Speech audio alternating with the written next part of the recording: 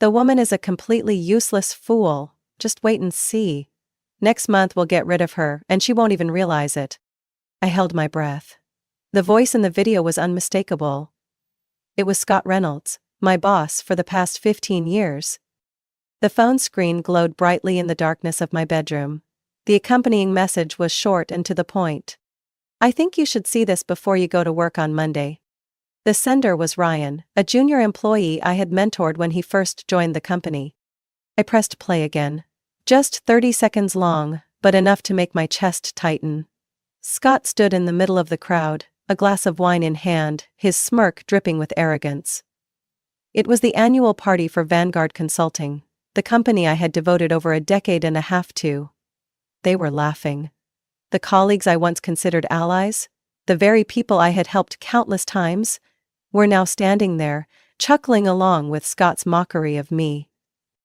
Everly really thinks she's the best, huh? Well, I'll replace her. Just wait and see.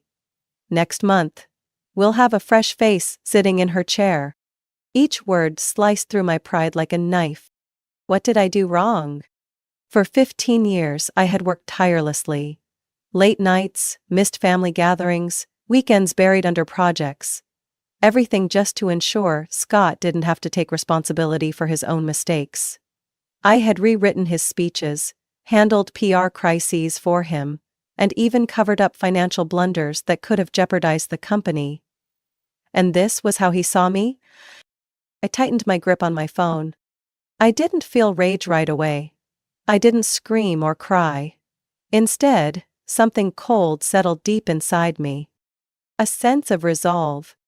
If Scott thought I would just sit back and wait for the day they pushed me out, he was about to make the worst mistake of his life. I took a deep breath, forcing myself to stay calm. I had 1 month, 4 weeks to prepare. I couldn't let my emotions show. I couldn't let him know that I was already aware of his plan to get rid of me, to push me out of the position I had worked so hard for. I would play along, keep him unsuspecting until the very last moment. I would not walk away empty-handed, and when I stepped out of that office for the last time, Scott Reynolds would realize that he was the real fool. I showed up at work on Monday morning, right on time, as if nothing had happened. Scott stood in the conference room, coffee in hand, laughing with Jordan, the head of finance, and Megan, the HR director. He glanced at me briefly as I walked in, then went back to his conversation, completely confident that I was still oblivious to his plan. Good. Let him think that. I sat at my desk, turned on my computer, and took a deep breath. 4 weeks. I had 4 weeks to execute the perfect counterattack. Week 1. Gather evidence to make sure they couldn't fire me so easily. I started by combing through all my work emails. 15 years of dedication meant I had thousands of archived messages, and I knew exactly what I was looking for. Scott wasn't just ungrateful, he was careless. I found countless emails he had sent but never bothered to delete. Emails detailing shady financial dealings. Instances where he asked me to tweak numbers in reports to appease clients, and contracts that had never been properly submitted to the board. I downloaded everything and stored it on a personal hard drive. Every step I took was legal. I was simply keeping records of my own work. But I knew these would be powerful weapons when the time came. Week 2. Strengthen my relationships with key clients and pull them to my side. Clients were Scott's biggest weakness. If I left quietly, he might have a chance to keep them. But if they lost faith in Vanguard Consulting before I walked away, there would be nothing he could do to stop the fallout. I reached out to Jonathan Hayes, the CEO of Hayes & Co., one of the largest clients I had worked with for over a decade. I invited him to lunch. Midway through the meal, I subtly steered the conversation in the direction I wanted. Jonathan, I've been thinking a lot about my future lately. If a better opportunity came along, I'm not sure I'd be able to keep working with you long term. Jonathan set his glass down, his gaze sharpening. Everly, are you considering a move? I smiled. I'm just considering my options, but I want to make sure that if any changes happen, you won't be affected. Jonathan was silent for a moment before nodding. Let me be straight with you, Everly. I trust you more than Scott. If you leave, I still want to work with you, no matter where you go. I trust you. I gave a small smile and raised my glass. That was exactly the response I had hoped for. Week 3. Preparing the legal groundwork with my evidence. I needed help. I reached out to Emily Carter, a lawyer specializing in employment contracts and corporate disputes. I explained my situation. Being pushed out early without just cause, after more than a decade of service.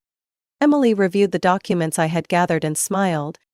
Everly, I think you have a very strong case if you choose to pursue legal action. But you'd have to be firm and see it through to the end. I shook my head. I don't want to sue. I just want to leave on the best possible terms. And start fresh. Emily nodded. Then I'll make sure you're not bound by any legal clauses that could hinder your next move. With Emily's guidance, I ensured that when the time came, Scott wouldn't be able to interfere with anything related to me or my future plans. Week 4. Laying the foundation for my next step. A carefully crafted plan. The turning point. I sent a brief email to Ethan Monroe, CEO of Summit Strategies, Vanguard Consulting's biggest competitor. Ethan, I hope you're still interested in the conversation we had last year. I'm about to have a new opportunity to truly make a difference, and I think you'll want to hear about it. Let me know when you have time. An hour later, I received a response. Everly, I've been waiting for this email from you. Let's meet Friday evening. My plan was in motion. As the final week passed, I maintained my usual composure, acting as if I had no worries about my job. But beneath the surface, every piece was falling into place. Scott Reynolds thought he had everything under control. There was just one thing he didn't know. I was already ahead of him. At 9:45 a.m. on Monday, I received an email from Scott. Everly, please, come to my office at 10:30 a.m. to discuss some structural changes in the company. I smirked. Scott was making his move. I shut off my screen and took a deep breath. Over 15 years of relentless dedication, and now I was about to be thrown out like I had never existed. But I wasn't a pawn to be discarded so easily. If I was leaving, I would take everything that was mine with me. Scott thought today was the day I lost. But in reality, today was the day he would lose everything. I walked into Scott's office at 10:30 a.m. sharp, just as requested. Denise, the head of HR, was already seated, a file open in front of her, a pen neatly placed beside it. A standard HR process. Scott leaned back in his chair, trying to feign kindness. Everly, I know this isn't an easy conversation, but I trust you understand the company's situation. I kept my polite smile. Oh? The company's situation? What do you mean? Scott hesitated slightly but quickly regained his professional demeanor. We're restructuring, and unfortunately your position is on the list of cuts. Denise silently slid the file toward me. This is your severance agreement. We're offering a generous package and expect you to sign an NDA to protect internal information. An NDA? Of course. They wanted me to leave quietly. No complaints, no resistance, no talking to clients or competitors. I picked up the pen, pretending to skim through the documents, but in reality, I had already known every clause before I even walked into this room. I set the pen down and looked up at Scott. Of course, I completely understand. Scott raised an eyebrow. He hadn't expected me to accept so quickly. Good, I knew you'd understand the situation the company is facing. I smiled. Of course. I've always understood the situation, haven't I, Scott? For a brief moment, something like worry flashed in his eyes, but it disappeared just as quickly. I signed the document, playing the role of the loyal employee until the very end. But deep down, I knew this wasn't the end. This was only the beginning of my plan. I spent the entire afternoon cleaning out my workspace, packing up my things, smiling at colleagues, maintaining a perfectly calm demeanor. Scott and Denise watched me from a distance, as if they were keeping an eye on a bomb that could explode at any moment. But I didn't lash out. I didn't give them the satisfaction of seeing me lose my composure. I sat at my desk one last time, opened my computer, and drafted a single email. To Jonathan Hayes. Subject: regarding future collaboration. Jonathan, I wanted to express my sincere gratitude for our collaboration over the years. I wanted you to know that I will be leaving Vanguard Consulting at the end of today. I would still love to continue supporting you in your upcoming projects. If you're interested, I'd be happy to discuss potential new opportunities together. Best regards. Everly. I hit send and shut down my computer. Just one email, but it was the first domino in the price Scott Reynolds would have to pay. I walked out of the building for the last time at 5:02 p.m. No looking back, no regrets. The sky was a deep cloudless blue, the crisp air wrapped around me, but I didn't feel the cold. I felt free.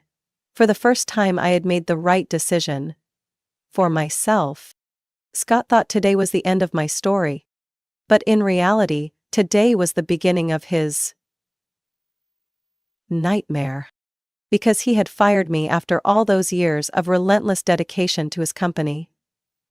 The next morning, I woke up with an unfamiliar but welcome feeling. Relief. No more meaningless meetings, no more urgent midnight emails. No more late nights fixing Scott's mistakes. I pulled my coffee mug closer and picked up my phone. 12 missed calls. I raised an eyebrow. The name on the screen, Jordan, head of finance at Vanguard Consulting. Right below it was a string of frantic messages from Ryan. The same Ryan, who had sent me the video. Everly, what did you do? The whole company is in chaos. Jonathan Hayes just pulled out all his contracts. Scott is losing his mind. Everyone is panicking. This is a nightmare. I smirked, taking a slow sip of coffee. Faster than I expected. Jonathan Hayes hadn't just walked away. He had taken an entire chain of clients with him. When a major client like Hayes & Co. jumps ship, it's like a lifeboat leaving a sinking vessel. Other clients see the warning signs, they know Vanguard Consulting is in trouble, and when trust disappears, so does the money. I opened my laptop and checked a financial news site. Vanguard Consulting faces mass client exodus. Stocks plunge 12% in early trading. I couldn't help but smile. 12%. And it was only the first day. At 10:30 a.m. my phone buzzed. The name on the screen. Scott Reynolds. I set my coffee down, letting it ring for a moment before picking up. Hello, Scott. The usual confidence in his voice was gone. Instead, his tone was tense, urgent, like a man who had just run a marathon. Everly, you did this, didn't you? I leaned back in my chair, keeping my voice calm. About what, exactly? A beat of silence. I could almost hear him grinding his teeth. You did something to cause all of this. I'm really not sure what you're talking about, Scott. He exhaled sharply, trying to control his anger. What did you do to make Jonathan Hayes leave? And then Whitmore Group, Larkins Technologies, and Greenway Logistics followed. Do you have any idea how much money we've lost this morning? I let out a soft chuckle. I'm guessing, a lot? A lot. We're losing millions of dollars, Everly. What did you say to them? I shrugged, knowing he couldn't see me. I didn't say anything, Scott. I simply informed them that I was leaving. Looks like they made their own decisions. I heard the sharp sound of Scott slamming his hand on his desk. Don't play games with me, I know you orchestrated this. I took another sip of my coffee, savoring every second. Orchestrated? Weren't you the one who said I was useless? An employee so replaceable, yet somehow not even worth a dime? Silence. I could almost hear the faint regret in his breathing. But no. Scott didn't regret what he had done to me. He only regretted letting me go. Everly, listen. No, Scott, you listen. I leaned forward, my voice colder and sharper than ever. You thought I was disposable. You thought I didn't matter. You planned to fire me right in front of everyone, treating me like a joke, and now? Now, you're calling me, begging me to fix this for you. He said nothing for a few seconds. I could feel his desperation tightening around him. I'll pay you more than anyone, just come back and help me fix this. I laughed, a real, genuine laugh. Scott, you can't buy back my loyalty, you threw it away. You don't understand. You're destroying your own career, this industry is small, you won't. I cut him off. No, Scott, you don't understand, I don't need you anymore, and you know what the best part is? This time, I let the silence stretch, making sure he absorbed every word I was about to say. No one needs you anymore. I hung up. Placing my phone down on the table, I closed my eyes and took a deep breath. Scott thought this was something that could be fixed. But this wasn't just a small mistake.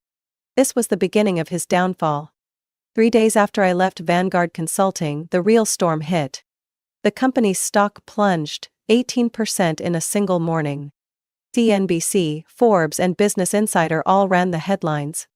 Vanguard Consulting loses key clients, uncertain future ahead. Scott Reynolds faces the biggest crisis of his career. Sterling and Company secures major contracts from Vanguard. I stared at the headline on my computer screen, taking a slow sip of coffee.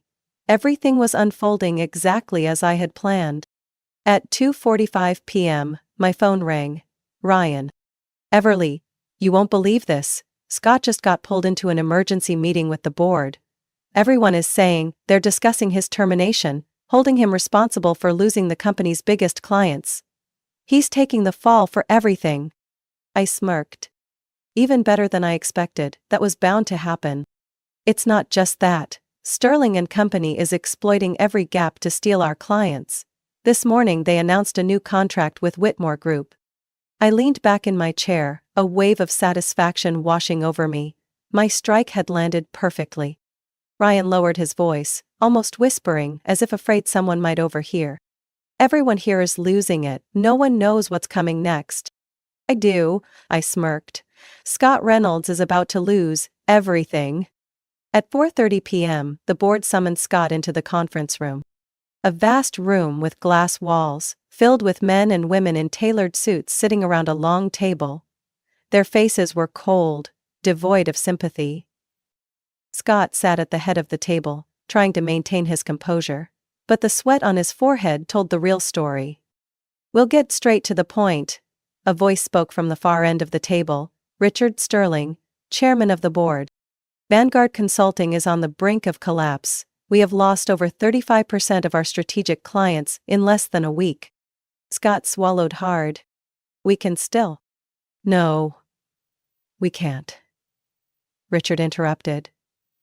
We've reviewed all financial reports. The estimated losses amount to tens of millions of dollars. Our legal team has examined the contracts we lost, and the results are dismal. He placed a thick folder on the table and slid it toward Scott.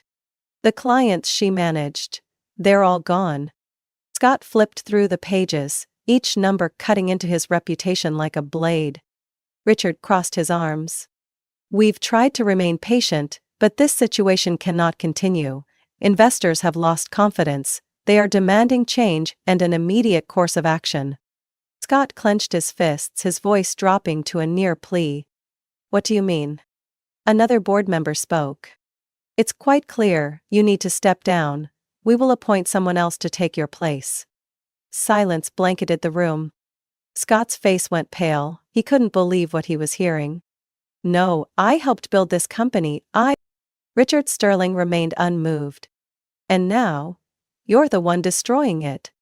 Scott looked around, searching for support among the board members, but no one met his gaze. If you do not resign voluntarily, the board will proceed with a vote for your removal, and I guarantee, you won't like the outcome. Scott took a shaky breath, realizing he had no choice. Finally he lowered his head, exhaling bitterly. I will resign. And with those 4 words, Scott Reynolds' career officially ended. The next morning, headlines exploded across the news. Scott Reynolds resigns amid Vanguard Consulting crisis. Vanguard's CEO steps down after major client exodus. I read each article, a quiet satisfaction settling in my chest. Scott Reynolds once believed he was untouchable. But today, he was nothing more than a discarded failure. I sat in my new office at Summit Strategies, my fingers gliding across the polished walnut desk. Morning sunlight streamed through the wide glass windows, casting a golden glow over the deep blue carpet, a sense of peace I hadn't felt in years. The email notification chimed. I opened my laptop, eyes scanning the subject line. From Scott Reynolds. Subject: I need to talk to you. I clicked it open. Everly. I know you have no reason to help me, but I'm asking for a chance to explain. I can't deny what happened, but I believe some things can still be fixed. Please meet me, just once. Help me figure out a way through this. I leaned back, letting out a soft laugh. Find a way through this? Scott still didn't get it. I typed my response, slowly, deliberately. Scott. There is nothing to fix, you destroyed everything yourself. I have no interest in any conversation with you. Good luck. I hit send and shut my laptop. That was the end of it. 2 days later, I was in a meeting with Nathan Pierce, CEO of Summit Strategies, when my assistant stepped in, looking uneasy. Everly. There's someone waiting in the lobby, he says he needs to see you urgently. I frowned. Who is it? She hesitated for a second before speaking softly. Scott Reynolds. The room fell silent. Nathan raised an eyebrow but said nothing. I stood up, adjusted my blazer, and walked out. I didn't rush. I wanted Scott to feel every second of the wait. When I stepped into the reception area, he was already there. Gone was the expensive suit and arrogant posture. Scott looked worn down, his hair unkempt, deep shadows under his eyes from lack of sleep. His entire presence reeked of failure. Everly, he said, his voice hoarse. I crossed my arms. I thought I made myself clear in my email. Scott clenched his fists, taking a deep breath. I need a job. I raised an eyebrow. Oh, and you think I can help with that? He nodded, desperation flooding his eyes. You're the only one who can. No one will hire me. Every major firm has shut their doors in my face. I have nothing left. I studied him for a moment before stepping closer. Scott, I said gently. For a brief moment, his face lit up, as if I was about to offer him a lifeline. Then I leaned in, locking eyes with him, my voice turning cold. You don't need a job. Scott froze. You need a lesson. His entire body stiffened. You can't do this to me. I let out a quiet laugh. Ooh, but you did this to me first, remember? You stood at a party, laughed at me, called me useless, said I was replaceable. And now, tell me, who's the one being replaced? Scott said nothing, because he knew I was right. I took a step back, crossing my arms. This will be the last thing I ever say to you. You are nothing to me now. You are just a part of the past I've left behind. His eyes darkened. I saw the last flicker of desperation in him. But I no longer cared. I gave a small nod toward the door. Now, leave, I have a meeting to get back to. Scott stood there for a second longer. Then slowly, he lowered his head, turned around, and walked out. The door shut behind him, taking with it the last remnants of the power and reputation he once had. And me? I turned back and returned to my work. I had won. I walked into my new office at Summit Strategies, no longer an employee under someone else's rule, but a senior partner. The polished nameplate on the glass door gleamed under the light. Everly Harper, senior partner. A year ago I had been dismissed, mocked behind my back, cast out like expired goods. Today, I bowed to no one. Nathan Pierce, CEO of Summit Strategies, greeted me with a firm handshake. Welcome to the family, Everly. I nodded, the feeling of victory filling every breath. From this day forward, I was no longer the one left behind. I was the one leading the way. 1 week later. Late at night, I sat alone in my spacious apartment, overlooking the city skyline. The golden glow of streetlights reflected off the deep red wine in my glass. I unlocked my phone, scrolling through the latest news on Vanguard Consulting.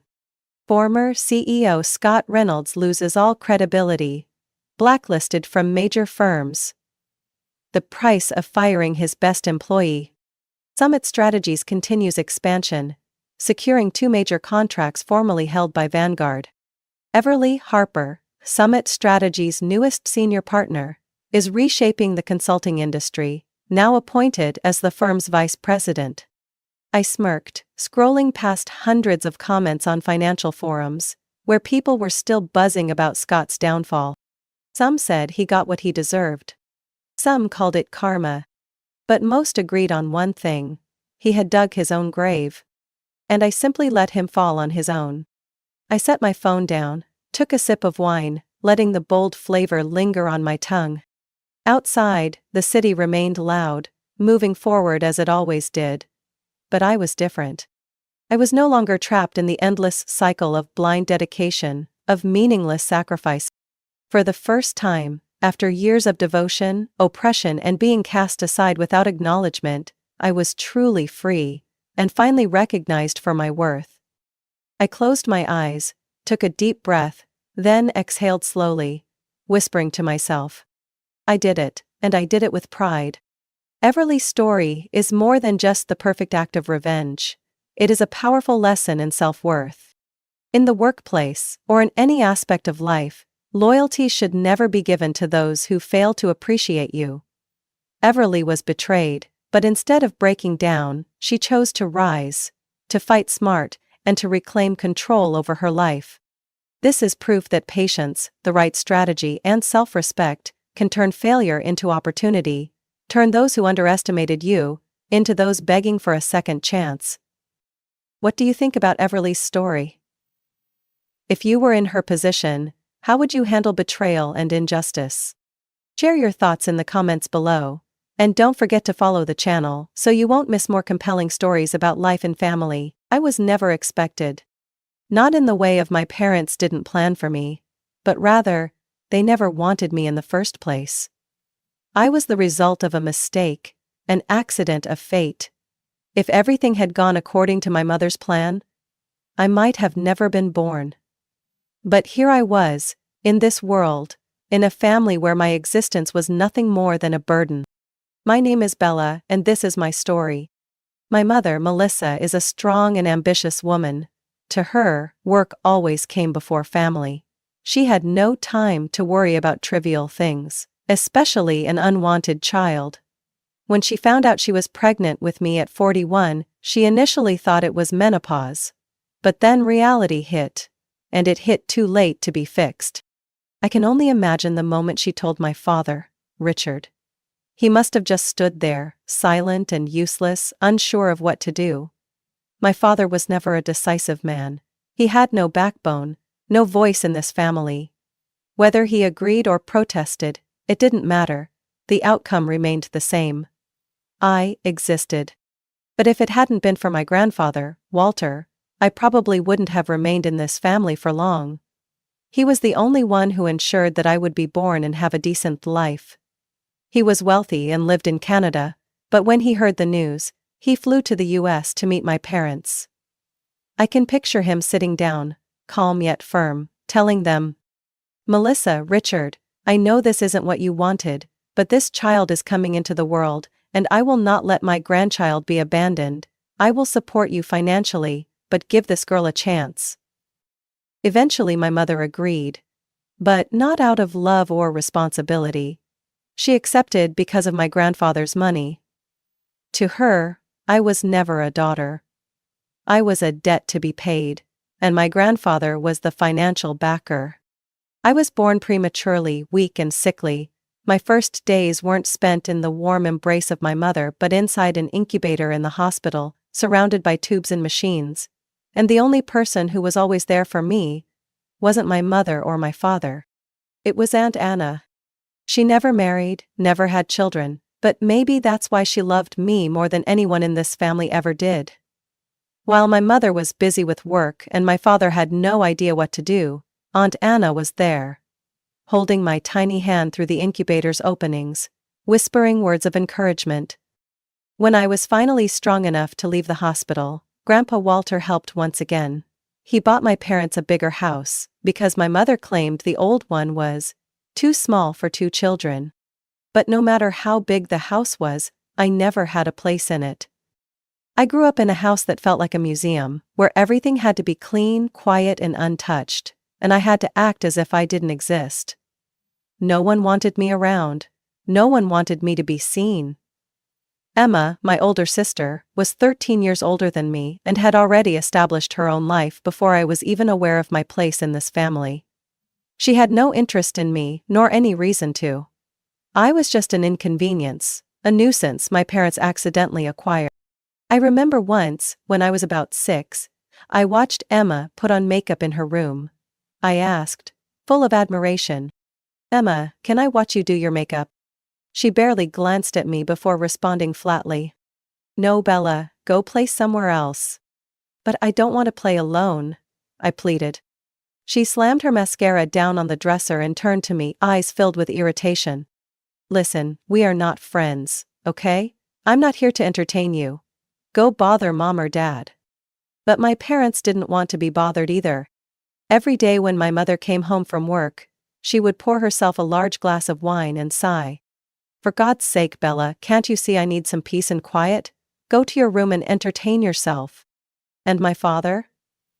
Whenever my mother demanded that he take care of me, his favorite phrase became, "Not now, Bella." I tried. I really did. I chased after them, desperate for attention, for love. But eventually I realized a painful truth. I was nothing in this family. A child no one wanted. A ghost drifting through a house that wasn't truly mine. And so, I stopped trying. I stopped chasing after their love. I learned to become invisible, silent, unnoticed, avoiding disruption at all costs. Because I knew that no matter what I did, they would never truly love me. My first memories were never filled with warm hugs or bedtime stories. Instead, I grew up in the cold silence of a house where I had no place. I have no recollection of my mother tucking me in at night, nor do I remember my father ever lifting me onto his shoulders and making me laugh like other kids' fathers did. All I remember is emptiness. The quiet loneliness that seeped into every corner of my soul from the very beginning. My parents never abused me physically. No slaps, no screaming fights. But neglect is its own form of cruelty. They never saw me, never heard me, never cared about my existence. I could have been invisible for a week and they wouldn't have noticed. When I was little, I would run up to hug my mother's legs whenever she came home. But I quickly learned that it only annoyed her. Every time I tried, she would sigh, loosen her tie, pour herself a glass of wine, and ignore me. "God, Bella, I've had a long day, can't you just leave me alone for a while?" That became her nightly refrain. My father was no better. When my mother wasn't home, he would either bury himself in the TV, hide behind the newspaper, or simply leave the room whenever I entered. I was never a priority to them. But if I was invisible to my parents, to Emma, I didn't even deserve to exist. She was 13 years older than me, and when I was little, I idolized her. I wanted her to braid my hair, teach me makeup, take me places. Just like the sisters I saw at school. But Emma never wanted a little sister. I remember once, when I was 7, I walked into her room and watched as she painted her nails a bold red. "Emma, can I try?" I asked, eyes shining with excitement. She didn't even look at me, just sighed. "No, Bella, go away." "But why? I just want to learn." She turned to me, exasperated. "Listen, we are not friends, okay? I am not responsible for entertaining you. Go bother mom and dad." But I already knew that mom and dad didn't want to be bothered. So, I learned. I learned to do everything on my own, to play alone, read alone, exist alone. And I learned one critical lesson. No one would be there for me. Except Aunt Anna. She was the only person in the family who truly cared. When I was sick, it wasn't my parents who worried. It was her. On holidays, when my parents were too busy to remember me, she was the one who sent a small gift, along with a note. "My dearest Bella, I'll always be here when you need me." And for a child who had no one else, those simple words kept me from drowning in loneliness. During those years, I gradually became a shadow in my own home. I didn't make noise, didn't complain, didn't seek love anymore. I learned to become invisible. But no matter how much I tried to disappear, there were still moments when the pain crept into my heart. Like when I turned 8. I remember waking up early, making myself a birthday cake out of cookies and milk, lighting a small candle, and quietly singing happy birthday to myself. I had hoped, just a little, that my mother or father would remember. That they would look at me and say, "Happy birthday, Bella." But the entire day passed and no one said a word, no one remembered.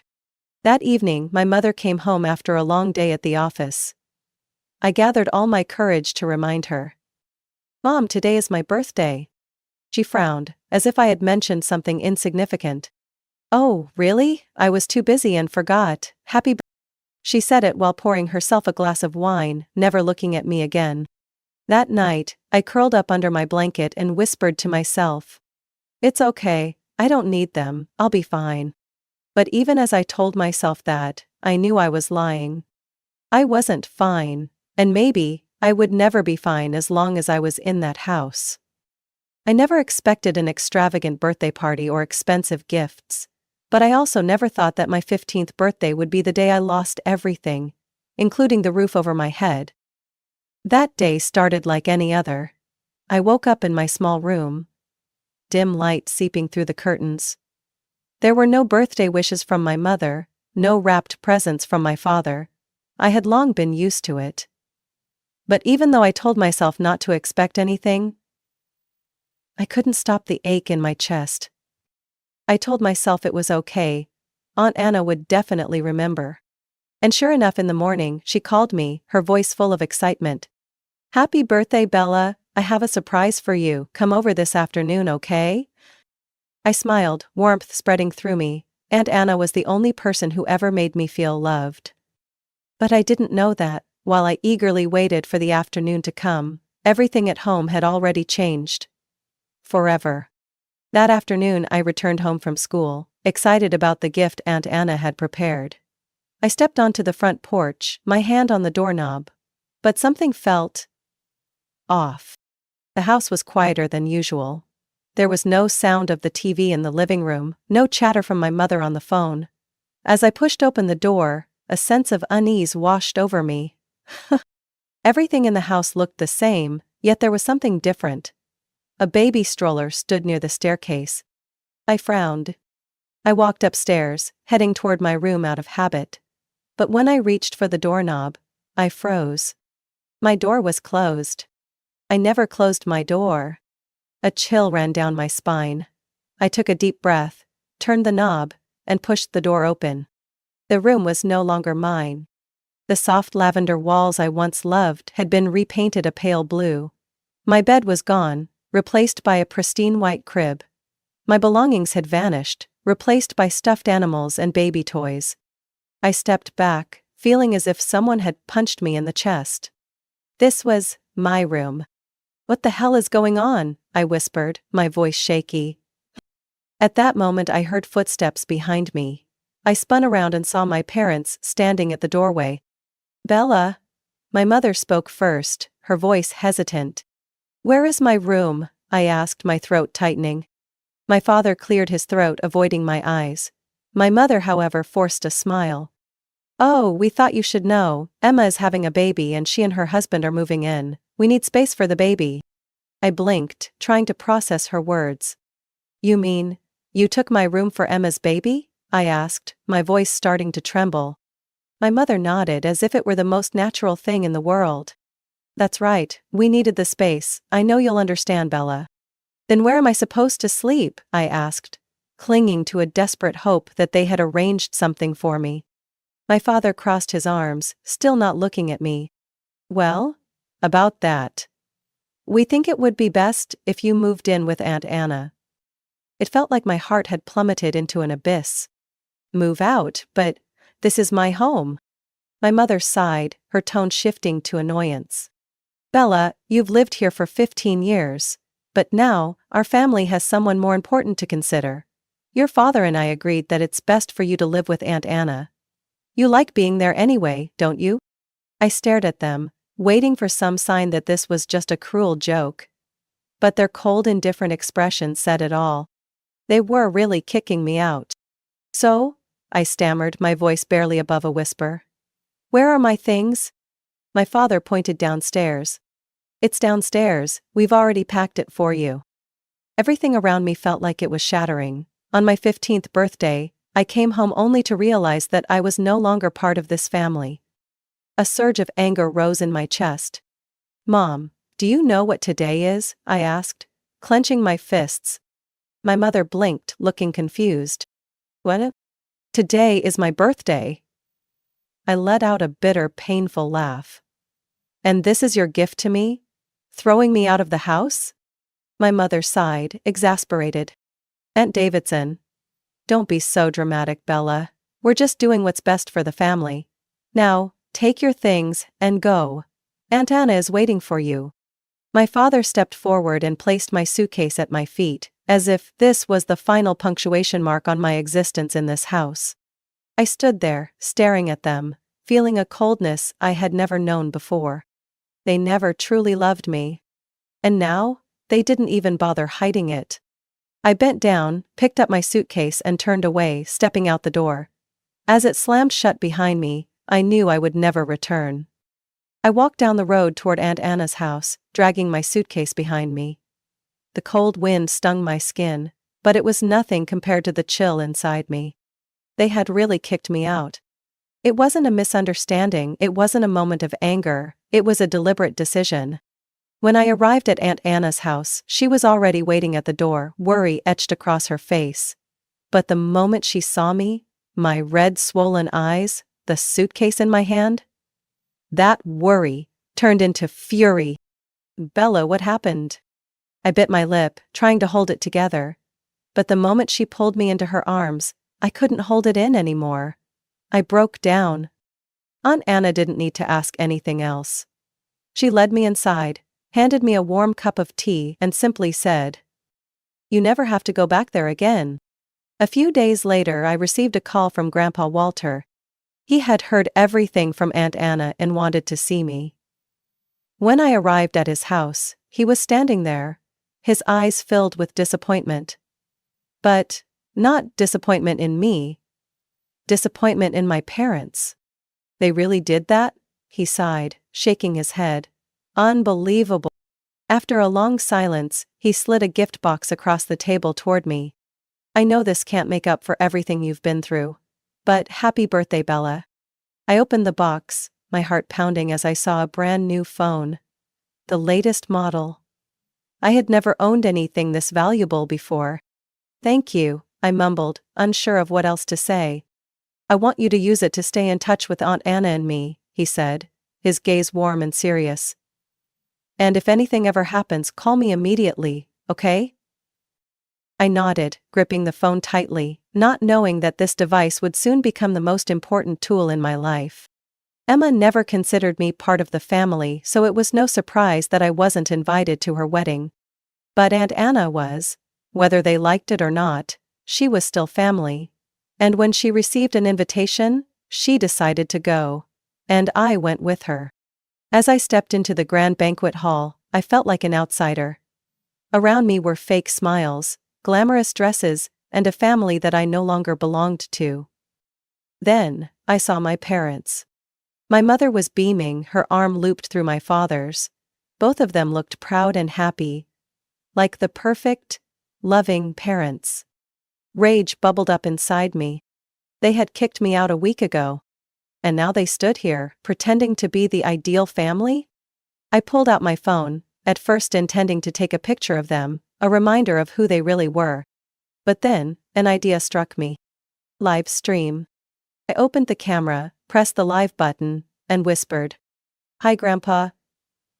I sent him the link. His voice came through immediately. "I see you, Bella." His tone was calm, but there was something unreadable in it. I continued filming, capturing my parents laughing and chatting, completely unaware that someone who could change everything was watching. After the dinner, when the speeches began, Grandpa Walter suddenly stood up. No one expected it. I watched him, my heart pounding. "Excuse me for interrupting, but I have something very important to say." The room fell silent, all eyes turned to him. He stepped forward, slowly looking around before turning to my parents. His voice was deep, steady, and filled with authority. "I saw everything." My mother frowned. "Dad, what are you talking about?" Grandpa Walter let out a dry chuckle. "I saw how you treated Bella." He pulled out his phone and held it up. "I saw everything, as it happened." Whispers spread through the crowd. "Walter, this isn't the time for—" my father started, his voice uneasy. "Be quiet," Grandpa cut him off sharply. "I've been silent for too long, but today in front of everyone here, I want to make something clear. I am cutting both of you out of my will." The room froze. My mother turned pale. "Dad, you can't do that," she shrieked. "Oh, but I can," Grandpa said slowly. "And I already have. Every last cent of my estate, everything, will go to Bella and Aunt Anna. The two of you and Emma will get nothing."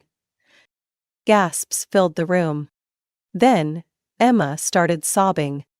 "No, you can't do this to me," she cried, mascara streaking down her face. My father looked furious, my mother horrified, but none of them could do a thing. Grandpa turned to me, his voice softening.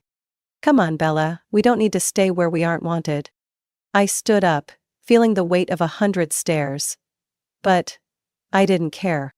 I followed Grandpa and Aunt Anna toward the exit, knowing that I was finally free. The silence weighed heavily on the room. Then Emma burst into tears. "No, Dad, you can't do this to me," she screamed, mascara streaking down her perfect face. My father was furious, my mother panicked, but I just sat there watching everything unfold before me, feeling like, for the first time in my life, justice was finally being served. Grandpa turned to me, his voice gentler. "Let's go, Bella." I stood up, feeling the weight of hundreds of eyes on me, but I didn't care. I walked away, following Grandpa and Aunt Anna, knowing that I was no longer trapped in this family. I never went back home after the wedding. There was no reason to, I was no longer a part of that family. But my parents refused to accept that. 2 days later, while I was sitting at Aunt Anna's kitchen table, trying to focus on my homework but still overwhelmed by everything that had happened, a knock echoed at the door. Aunt Anna stood up to answer it, and immediately my mother's voice rang out. "Bella, sweetheart, I came to talk to you." I froze in place. Aunt Anna stood firmly in the doorway, her voice cold as ice. "What are you two doing here?" My father was there too, standing behind my mother, looking annoyed, but trying to appear composed. "We just want to see our daughter," he said, his voice forced into something resembling warmth. I walked to the door, crossed my arms and stared straight at them. "See your daughter?" I scoffed. "You threw me out, remember?" My mother's expression immediately shifted. Her eyes filled with a fake look of remorse. "Bella, I'm sorry. I know I didn't handle things well that day. But you have to understand. Your father and I only wanted what was best for the family. We can start over, right?" I stared at her, feeling a mixture of anger and disgust. "Start over," I repeated. "After you kicked me out on my birthday?" My father clicked his tongue, losing patience. "Come on, Bella. Don't blow this out of proportion. You have a place with Aunt Anna now, don't you?" I narrowed my eyes. "So what do you really want?" I asked, though I already knew the answer. As expected, my mother's gaze immediately dropped, as if searching for the right words. Finally, she sighed, her voice suddenly unnaturally soft. "It's just... we heard from Grandpa Walter's lawyer." I said nothing, waiting. My mother glanced at my father, silently pushing him to continue. He cleared his throat and bluntly stated, "He really did cut us out of the will." Everything became crystal clear.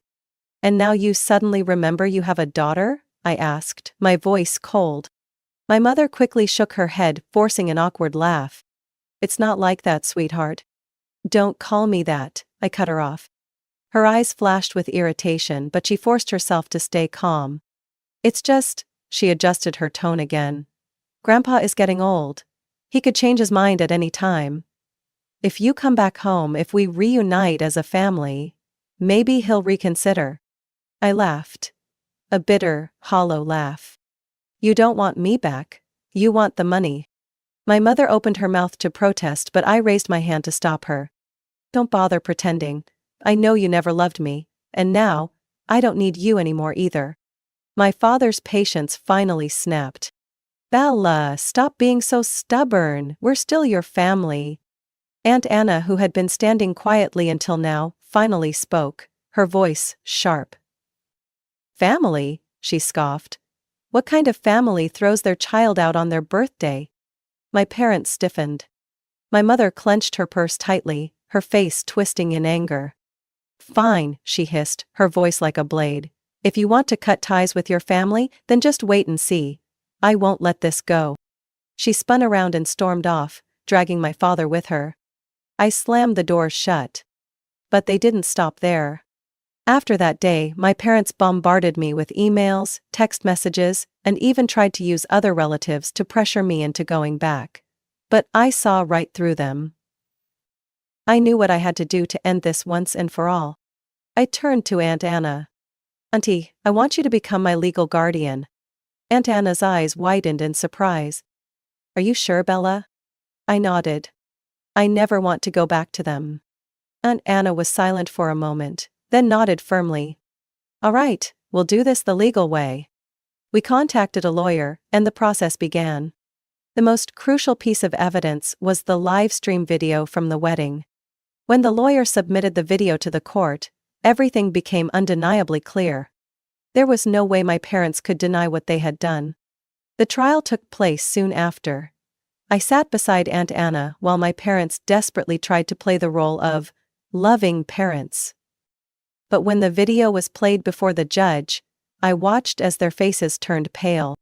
The judge stared at the screen, listening to every word they had spoken that day. Every cold, cruel remark, every heartless action, as they threw me out of the house. Finally, when the video ended, the judge set their pen down and said firmly, I have rarely seen a case as clear as this. After a brief discussion, the ruling was announced. Aunt Anna was granted full legal guardianship of me. My parents lost all custody rights. I held my breath as the judge's gavel struck the desk. I was free. For the first time, I could truly smile with joy. After the trial, it was finally over. I was no longer tied to my parents, no more harassment, no more manipulative calls or bitter emails. I was free. As we left the courthouse, Aunt Anna pulled me into a tight hug and whispered in my ear, Let's go home, Bella. I looked at her, feeling a warmth I had never known before. Home had never been a real place for me. But now, with Aunt Anna, it could finally be a place where I belonged. About a week later, Grandpa Walter called me.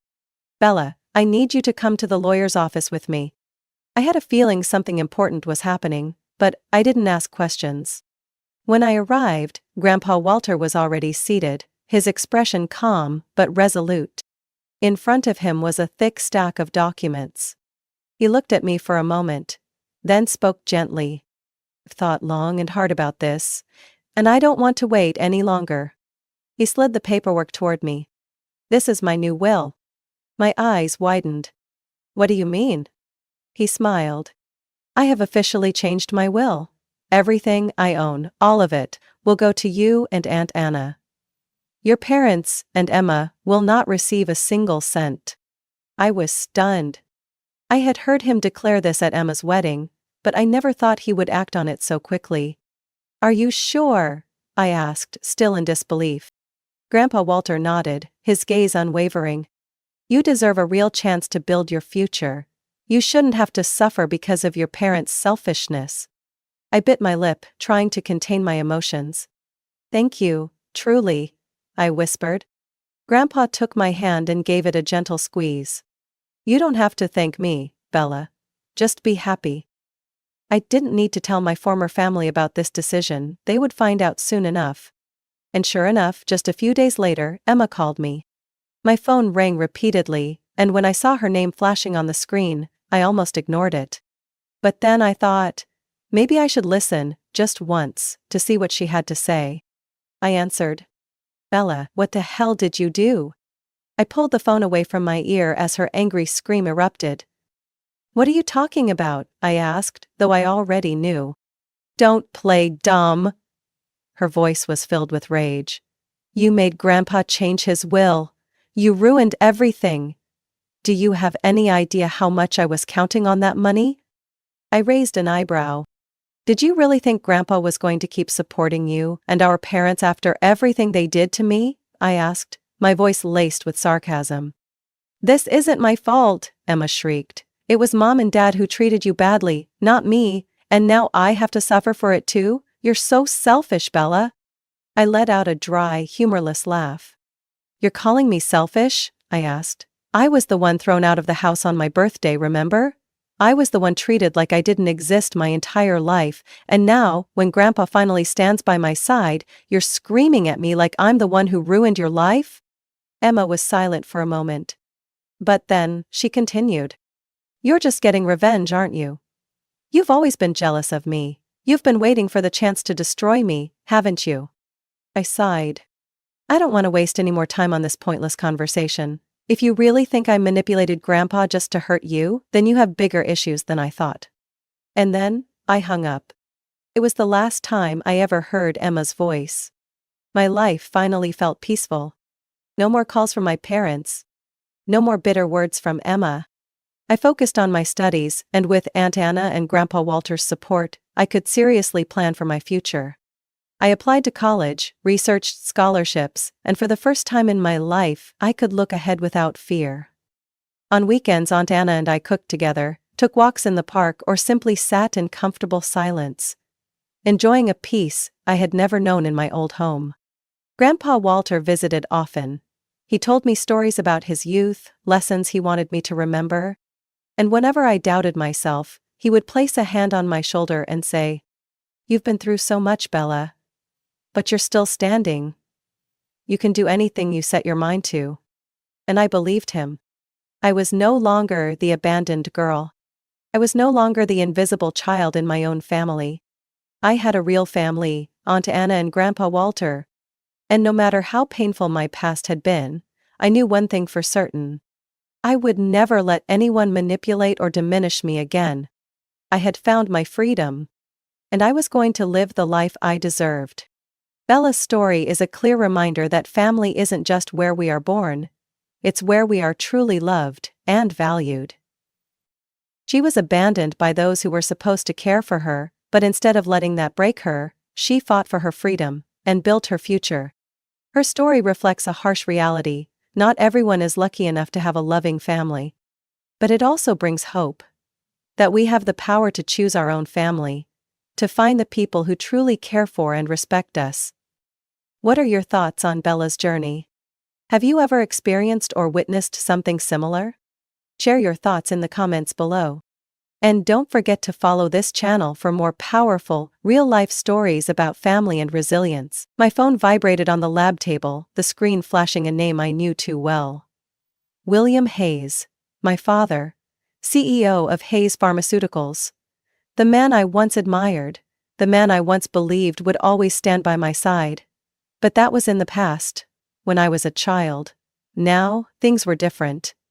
My father had a new wife and her child, a half-sibling I never asked for. I took a deep breath, trying to suppress the unease rising in my chest. I already knew what was coming. I answered the call. "Taylor, I finalized the paperwork to transfer your patent rights to Emily." His voice came through the phone, calm as if he were merely announcing today's weather. A simple statement, yet it carried the weight of 5 years of relentless research. An invention that could revolutionize the treatment of meningococcal disease. An invention I had poured my youth into, sacrificing sleepless nights and enduring countless failures to perfect. I gripped the phone tightly. "What did you just say?" I asked, my voice steady but tinged with anger. "I've made my decision, Taylor. Emily has the business and management skills you lack. she will know how to commercialize the company's innovations better than you. Handing over the patent is what's best for the company. It will help it grow, and you'll benefit as well. Emily Hayes, my stepsister. 27 years old, fresh out of an MBA program from a university no one had heard of. A woman who had never stepped foot in a laboratory, who had never understood the complexities of scientific research, yet was favored by my father over anyone else. Hayes Pharmaceuticals may have partially funded my research, but this patent did not belong to them. And my father had no right to transfer it to that girl. You can't do this. The patent isn't yours, I said, keeping my voice as calm as possible. Of course it is, he scoffed. Everything you've done while working at this company belongs to Hayes Pharmaceuticals, and as CEO, I have full authority over where this invention goes. I stared at the screen in front of me. An email from the U.S. Patent and Trademark Office was still open. 3 months ago I had officially filed for the patent under my name. He didn't know I had anticipated this. He didn't know I had been preparing for this moment all along. Wish Emily luck with something she knows nothing about, I said coldly. A moment of silence on the other end. Clearly, my father hadn't expected my composure.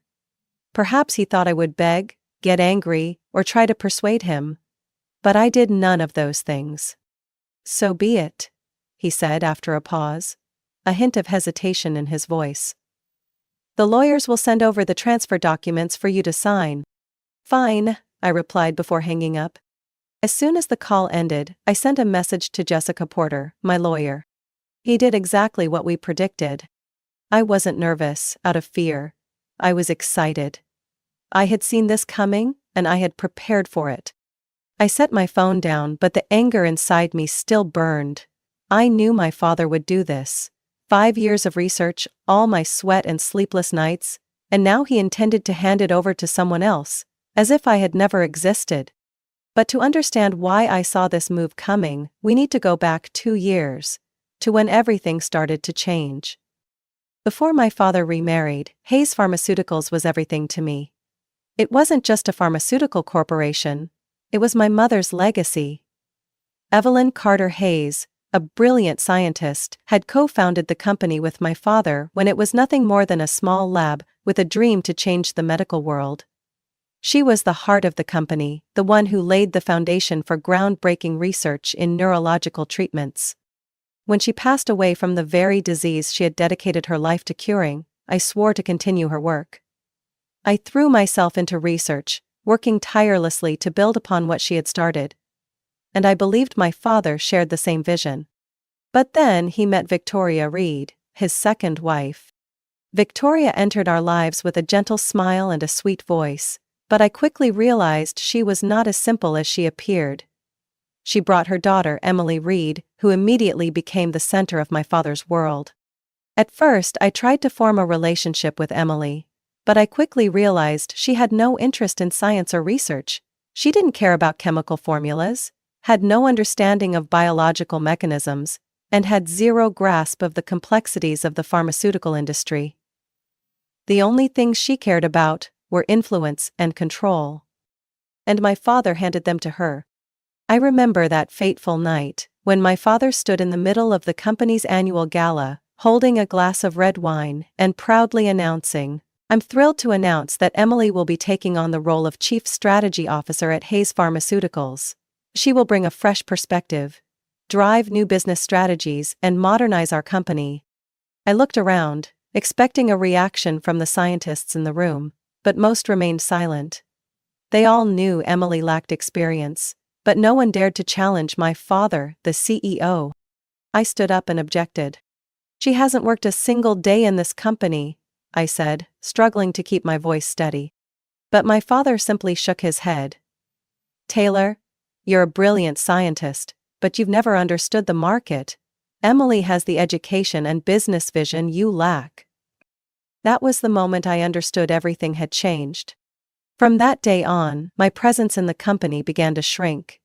Funding for my research was cut. Projects I had led were handed over to Emily despite her lack of expertise. My access to the company's labs became restricted under flimsy excuses. security concerns, department restructuring, system improvements. Gradually, I realized that Emily and my father didn't want me there anymore. And the biggest realization came from the way Emily carried herself, as if she was already the true leader of Hayes Pharmaceuticals.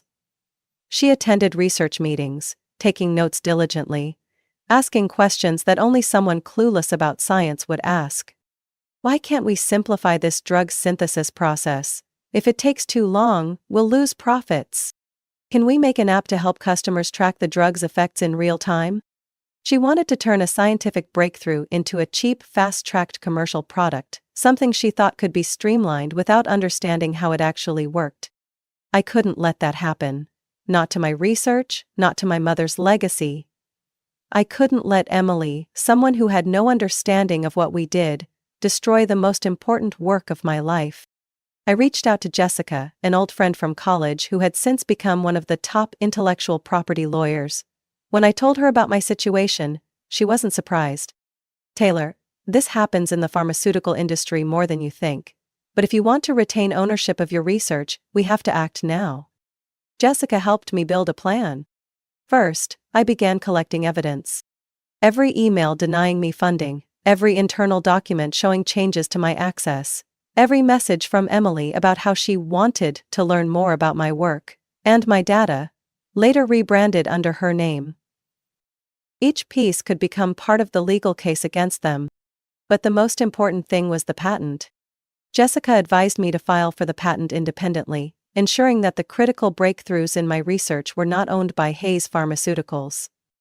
For months, I meticulously reviewed every document, removing anything the company could claim as their property. I even conducted my final experiments in a private lab outside of the company to avoid any ties. And then, 3 months ago, the USPTO officially granted me the patent under my personal name. No one in the company knew. I had kept it a secret, waiting for the day they filed their own patent application on my invention, so I could sue them in return. That day was today. I opened a drawer and pulled out a thick folder labeled, "The Evelyn Carter Hayes Project," the codename I had given to my plan to protect my research, named after my mother, to honor her legacy and dedication. I sent another message to Jessica. "Let's begin." She replied immediately. "The lawsuit paperwork is ready, now we just wait for their next move." I knew my father wouldn't give up easily. He would try to pressure me into signing the transfer documents, use his power to push me out of the company, threaten me, maybe even play dirty. But this time I was ahead of him. The next morning, a message from Jessica Porter arrived just as I opened my eyes. They filed the patent application, and as we predicted, the USPTO immediately rejected it. I smiled. Everything was going according to plan. My father thought he could steal my work without consequences. A few minutes later, my phone vibrated again, an unknown number. I picked up. "Taylor Hayes?" "Yes. This is Thomas Greer from the U.S. Patent and Trademark Office. We need you to come in to clarify an issue regarding your patent. Hayes Pharmaceuticals has submitted an application, but it was rejected due to a legal conflict with your existing patent. We need to determine who rightfully owns this invention."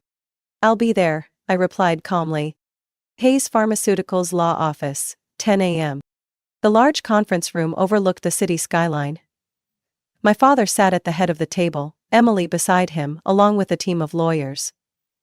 I walked in, holding a folder of evidence. Next to me was Jessica, completely composed and in control. No one spoke for the first few seconds. My father was the first to break the silence. "You've caused a lot of trouble, Taylor," he said, irritation in his voice. I sat down, meeting his gaze directly. "Trouble you brought on yourself," I replied, placing my documents on the table. "The USPTO has rejected Hayes Pharmaceuticals' application, and now we have an investigation into who truly owns this invention." Emily scoffed, crossing her arms. "This is ridiculous. The company funded your research. That means it belongs to Hayes Pharmaceuticals." Jessica leaned forward, her tone calm but sharp. "Not quite. Let me clarify a few things." She slid a thick folder across the table to their legal team. "As you can see, Taylor filed for the patent 3 months ago under her own name. During the application process, we provided evidence showing that the most critical breakthrough, the drug delivery system, was developed outside the company's funding scope. In other words, Hayes Pharmaceuticals has no claim to this invention. One of my father's lawyers flipped through the pages, his expression shifting immediately. "She's right," someone murmured to my father. I continued. "Moreover, I have extensive emails, messages, and internal reports proving that over the past 2 years, the company deliberately pushed me out of the projects I led. If you want to take this to court, I'm ready. And I'm sure the USPTO would be very interested in learning how this company tried to steal my intellectual property." Silence filled the room. My father clenched his jaw. Finally he exhaled, trying to maintain his composure. "We can negotiate. What do you want?" I leaned back in my chair, a cold smile forming. "I want nothing from Hayes Pharmaceuticals. I've started my own company. I'm only here to make sure that neither you nor Emily ever get your hands on my research again." Emily shot up from her seat, furious. "You can't do this. I spent months preparing the commercialization strategy for your work. I talked to investors, worked with the marketing team. You can't just ruin all of that." Jessica remained unfazed. "You really think an online MBA and a few LinkedIn posts qualify you to lead a scientific project?" Emily's face turned red. "I understand business better than Taylor." I crossed my arms, resting them on the table, raising an eyebrow. "Oh, really? If you understand it so well, then explain how my drug delivery system works. Can you describe the breakdown and absorption mechanism of the drug molecules in the meningeal cells?" Emily opened her mouth, but no words came out. Her confusion was obvious. The room fell silent again. My father's lawyers started avoiding eye contact with Emily. Jessica smirked. "Or did you just memorize some phrases from the report you didn't actually understand?" Emily clenched her fists but had no comeback. My father closed his eyes, as if he finally realized he had lost. At last he spoke, his voice hoarse. "We'll withdraw the application. But don't think this is over, Taylor." I stood up, gathering my documents. "No, you're mistaken. It ends here." Then I turned and walked out, leaving my father and Emily to face the consequences of their own actions. 2 days after my meeting with my father and Emily, the news exploded across the media. "Hayes Pharmaceuticals under investigation for patent fraud." The Wall Street Journal's front-page headline. "Investors concerned over intellectual property scandal at major pharmaceutical firm." Financial Times. "A family business or a blatant takeover? Scientist betrayed by his own father." Forbes. In just 48 hours, everything changed. Hayes Pharmaceuticals stock plummeted by 20% on the first trading day after the scandal broke. A wave of shareholders dumped their stocks, wiping billions off the company's market value. Investment funds began pulling out, wary of the reputational damage and looming legal battles. I stood by the window of my temporary office, a small space in a biotech research hub in San Francisco, sipping coffee while reading the latest news on my screen.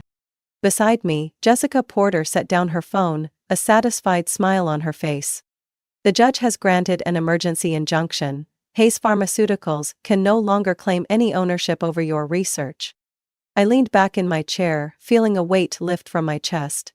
"So they have no way out of this now?" "Not just that," Jessica added, flipping open her laptop. "The U.S. Patent and Trademark Office has launched a formal investigation into the company for knowingly filing an invalid duplicate patent application. If they're found guilty, the consequences will be severe." I nodded.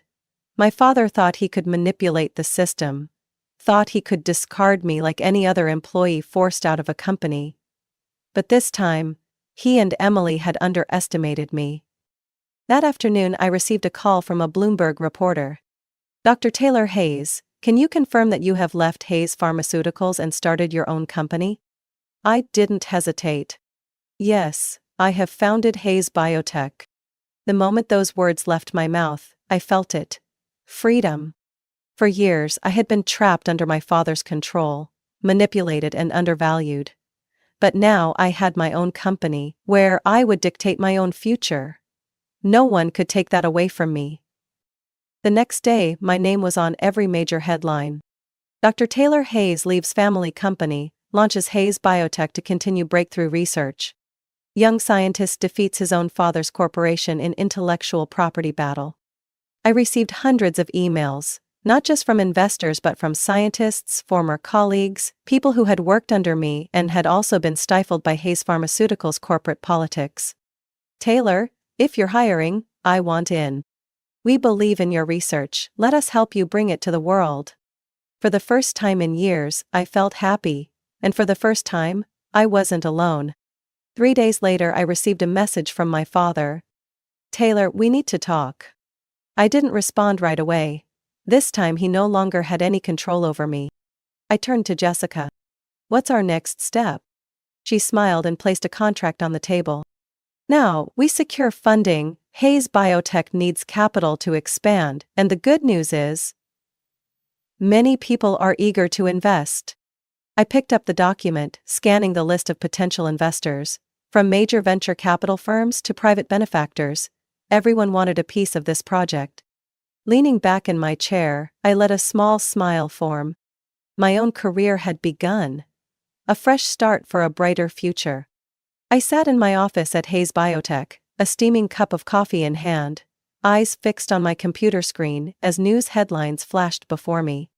Hayes Pharmaceuticals scandal. CEO William Hayes speaks out amid intellectual property theft allegations. Taylor Hayes, the young scientist who took down his own father's company. The truth behind the patent dispute. Is Hayes Pharmaceuticals hiding something? The media was on my side. No matter how hard my father tried to control the narrative, the public had little sympathy for a pharmaceutical giant accused of stealing research from its CEO's own son. My phone buzzed. Jessica Porter. You should turn on the finance channel right now. Frowning, I grabbed the remote and switched on the TV mounted on the wall. A live interview was airing. Emily Hayes sat across from the host, her face carefully made up, but tension was evident in her posture. Miss Emily, your company has been accused of attempting to claim ownership of a patent that legally does not belong to you. Can you explain this? Emily took a deep breath and forced a smile. This is just a misunderstanding. We invested significantly in this research, and we believe. Then can you explain the mechanics of the drug delivery system that Hayes Pharmaceuticals claims to have developed? The host interrupted. I leaned back in my chair waiting for this moment. Emily opened her mouth, then hesitated. She glanced off camera, probably hoping for someone to prompt her. But no one could save her now. Well, essentially it's a method that helps the drug work more efficiently in the body. The host raised an eyebrow. Can you be more specific? For example, how does the drug molecule identify Meninges cells without affecting healthy ones? Emily faltered, gripping the arms of her chair. Well, I'm not a scientist, but our team has worked very hard. But 2 weeks ago you stood in front of the press and claimed to be leading this research. If that's the case, surely you can explain at least the basic principles. Her face turned red. I think this question is better suited for our technical experts. The host smirked. That's interesting. Because according to leaked internal reports, the entire research team has actually left the company to join Hayes Biotech. Are you certain your company even has any technical experts left? The screen cut to Emily, struggling to form a coherent response. And failing miserably. Social media erupted. OMG, she doesn't even understand the research she tried to steal. Wow, this is the future CEO? Who still trusts Hayes Pharmaceuticals at this point? I took another sip of coffee, savoring the moment of their downfall. 3 days later, the investigation into Hayes Pharmaceuticals deepened. Leaked documents revealed that the company had fast-tracked clinical trials for several drugs, disregarding safety concerns. Some trial data had been manipulated to make the drugs appear more effective than they actually were. This was no longer just a patent dispute. It had become an ethical crisis. The company's stock continued to plummet. Regulatory agencies began stepping in. The FDA, U.S. Food and Drug Administration, launched a formal investigation. I received an email from an internal source within the company. Taylor, I think you should see this. The attached file contained internal reports proving that Hayes Pharmaceuticals had concealed severe side effects of a new meningococcal cancer treatment drug. A knot tightened in my stomach. Not only had they tried to steal my research, but they were willing to push an unsafe drug to market just to maintain their stock value. This isn't just about intellectual property anymore, this could be a major case of medical fraud. The company had exposed Emily, newly appointed, to take the fall for the greed that had been there all along. 1 year after I left Hayes Pharmaceuticals, my world had completely changed. Hayes Biotech was no longer just a small lab in a San Francisco research hub. We had expanded, attracting top scientists, many of whom had left Hayes Pharmaceuticals in the wake of last year's scandal. Investors continued pouring funds into the company, believing that if there was any place that truly prioritized ethics and science, it was Hayes Biotech. And not just that. After months of clinical trials, my research on targeted drug delivery had yielded astonishing results. Human trials showed a treatment effectiveness 10 times greater than previous methods, with significantly reduced side effects. My name appeared in leading scientific journals, at major research conferences. I was invited to speak at the International Biotechnology Conference, where I presented my breakthrough to hundreds of medical professionals. People who could use this research to save millions of lives. I had done it. I had continued my mother's legacy. One late afternoon, as I was reviewing lab reports, my office door creaked open. I looked up. Emily. She no longer had the polished appearance she once flaunted. No designer dresses, no expensive jewelry. Just a girl in a plain white blouse and jeans, clutching a chemistry textbook. "Can I come in?" I nodded, gesturing to the chair across from me. She sat down, staring at the desk, hesitant. "I applied for an undergraduate chemistry program at Stanford," she said quietly, but with certainty. I raised an eyebrow but wasn't surprised. I had already heard that she had decided to start over. This time, on the real path of science. "Why?" I asked, my tone steady. Emily took a deep breath. "Because I don't want to pretend anymore. I don't want to spend my life talking about things I don't understand." She looked up at me. "I know I did a lot of things wrong. But I want to make it right." I was silent for a moment before nodding. "That's a good decision." Emily smiled faintly, something between sadness and hope. "This time, I'm going to stand on my own." She stood up and walked out of the office without asking for forgiveness. I understood. This was a journey she had to take on her own. 3 days later, an uninvited visitor appeared at my office door. I glanced through the glass and recognized William Hayes, my father.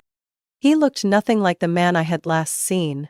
Older, thinner, and missing the pride that had once defined him.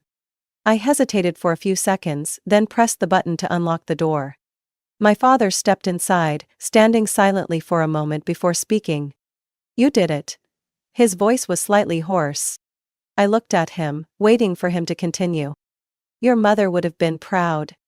A small pang hit my chest. The name he rarely mentioned. "My mother." I didn't respond. "I've lost everything," he continued. "My career, my reputation, my company. But perhaps the only thing I truly regret losing is you." I clenched my fists slightly but kept my voice steady. "Did you come here for my forgiveness?" He looked at me, exhaustion evident in his eyes. "No, I don't expect that. I just wanted to say, I was wrong." A long silence stretched between us. I took a deep breath, then slowly replied. "If you really mean that, then live as someone Mom would be proud of." He stood there for a moment, then quietly turned and walked away. I had done it. And I had changed more than just my own fate. That night, as I was tidying up my desk, a small package was delivered. Sender, Dr. Evelyn Carter Hayes. My heart tightened. How was this possible? I opened the box. Inside was an old notebook. My mother's notebook, something I hadn't seen in years. I flipped through the first few pages, feeling as if she were still here. On the very first page, in her familiar handwriting, was a message. No one can extinguish your light or dictate your dreams. You are capable of more than you know. I traced my fingers over the words, warmth spreading through my chest. I looked out the window, where the city lights burned brightly against the night sky. I had fought, I had reclaimed what was mine. And most importantly, I had become someone my mother would be proud of. The story of Taylor Hayes is not just a legal battle over intellectual property. It is a journey of self-discovery, breaking free from family manipulation and taking control of one's future. It reflects a harsh reality in the industry: greed, favoritism, and power struggles that can stifle true science. But more than anything, it proves that justice and perseverance can prevail. Like Taylor, sometimes, to protect what truly belongs to us, we must have the courage to stand up, fight back, and carve our own path. What do you think of Taylor Hayes' story? If you were in this situation, would you choose to fight or concede? Share your thoughts in the comments. And don't forget to follow the channel for more gripping stories about family, ambition, and valuable life lessons. My name is Emily, and from a young age I knew I was never the priority in my parents' eyes. My older brother Brandon, who is 2 years older than me, was always the center of attention and the focus of their hopes and dreams. From my earliest memories, I could see the stark difference in how they treated us. Brandon received every opportunity, while I was often left on the sidelines, figuring out how to adapt on my own.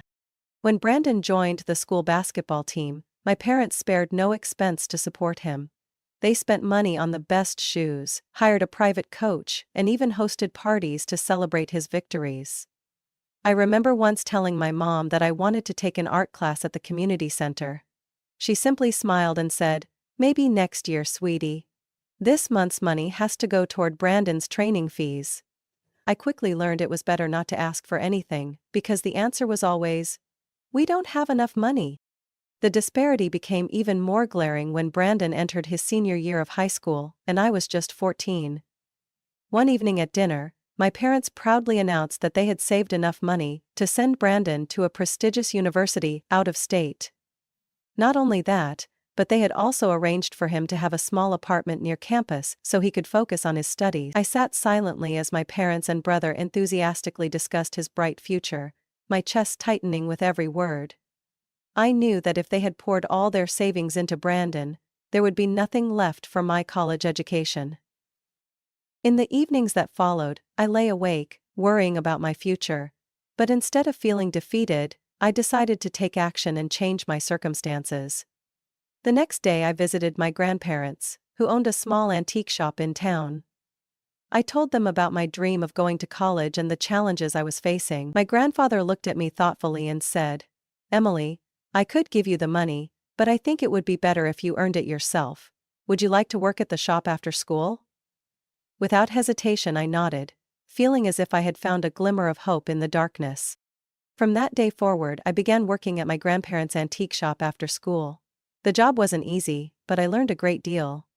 I helped keep inventory, managed the shop, and sometimes listened to my grandmother share the history behind the old treasured items they sold. With every day of work, I felt closer to achieving my goal. When I told my parents about the job and my plan to save money for college, their reaction left me both saddened and more aware of my place in the family. They seemed relieved, as if my decision to take care of myself had lifted a burden off their shoulders. My teenage years passed in a blur of stark contrasts between how my parents treated me and Brandon. While they poured all their resources, affection, and attention into him, I had to learn how to stand on my own. Yet, that unfairness taught me the value of patience and perseverance. Although I often felt neglected, I knew I didn't want to spend my life living in Brandon's shadow, or being at the mercy of my parents' favoritism. I was determined to carve out my own path no matter how difficult it would be. The early days working at my grandparents' antique shop marked a significant turning point in my life. I was only 14, still naive and inexperienced, but the warmth and patience of my grandparents made me feel truly welcomed. My grandfather, a calm man with silver hair, meticulously taught me everything from inventory management to recognizing the value of antique items. My grandmother always greeted me with freshly baked cookies and captivating stories about the history behind the items we sold. For the first time, I found a place where I was valued, heard, and appreciated. Something I had never felt at home.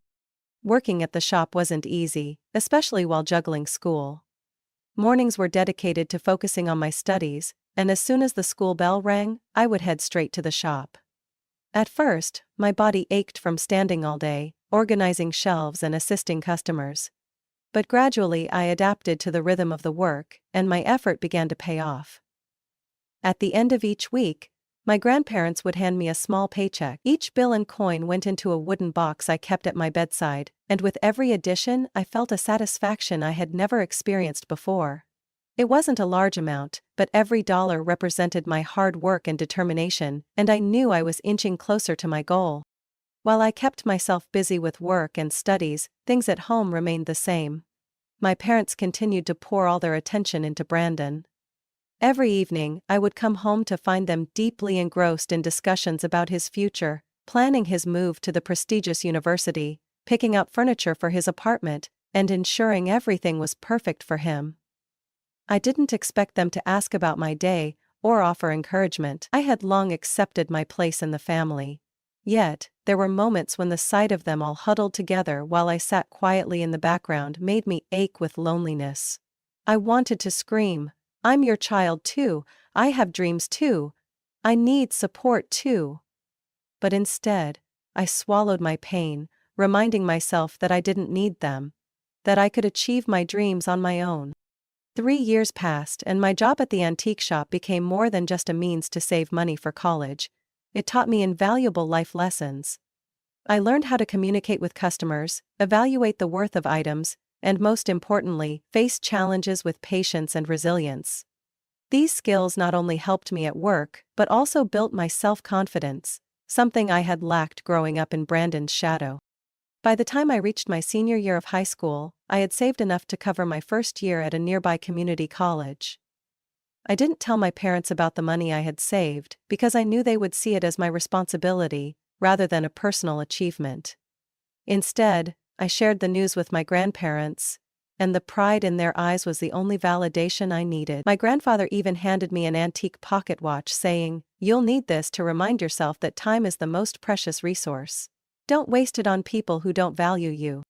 The night I received my acceptance letter, I sat in my small bedroom, feeling a quiet but profound happiness. I didn't need a grand celebration or lavish praise. What mattered was the recognition I gave myself. I knew that, no matter how challenging the road ahead might be, I was prepared to face it. I had not only grown from the unfairness I endured, but had turned it into a driving force for my success. And in that sense I was right. And I was proud of myself, and that was something no one could ever take away from me. Starting my college life, I, Emily, quickly realized that independence wasn't just about managing money. It was about learning to stand tall amidst challenges without family support. At 17, fresh out of high school, I enrolled in a community college near home. It wasn't the prestigious university my parents had boasted about when it came to Brandon, but to me, it was a dream I had built on my own. With the money I had saved over 3 years working at my grandparents' antique shop, I could cover my first year's tuition. To save costs, I continued living at home, but that meant enduring my parents' favoritism once again. While I balanced school and a part-time job at a cafe near campus, Brandon graduated college at 20 and became the family's shining star once more. My parents threw him a grand celebration, inviting friends, family, and neighbors.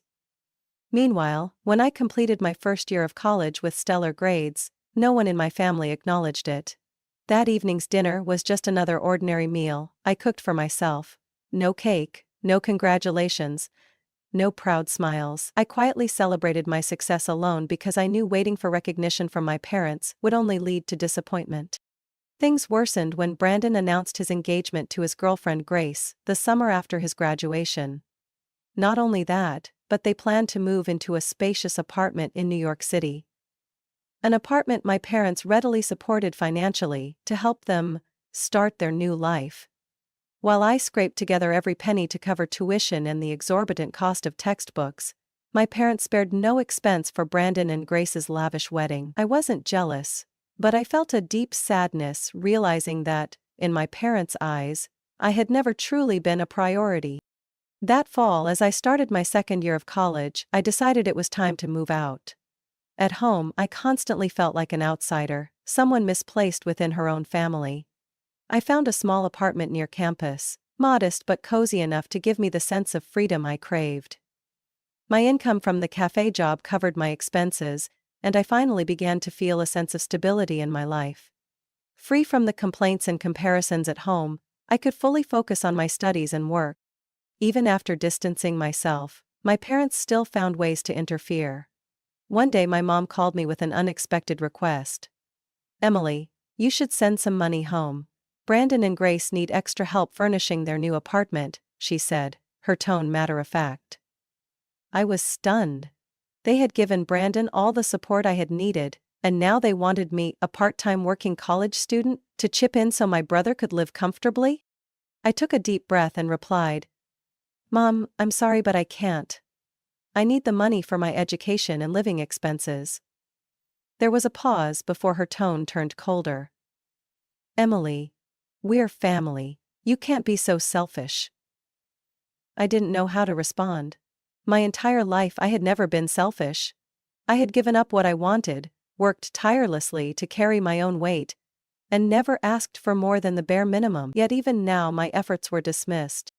I hung up the phone, tears streaming down my face. Not out of guilt, but out of the realization that I would never receive the love or recognition I yearned for from my parents. In that moment, I made a decision. I wouldn't let myself be pulled into this cycle any longer. Instead of seeking validation from my family, I would start validating myself.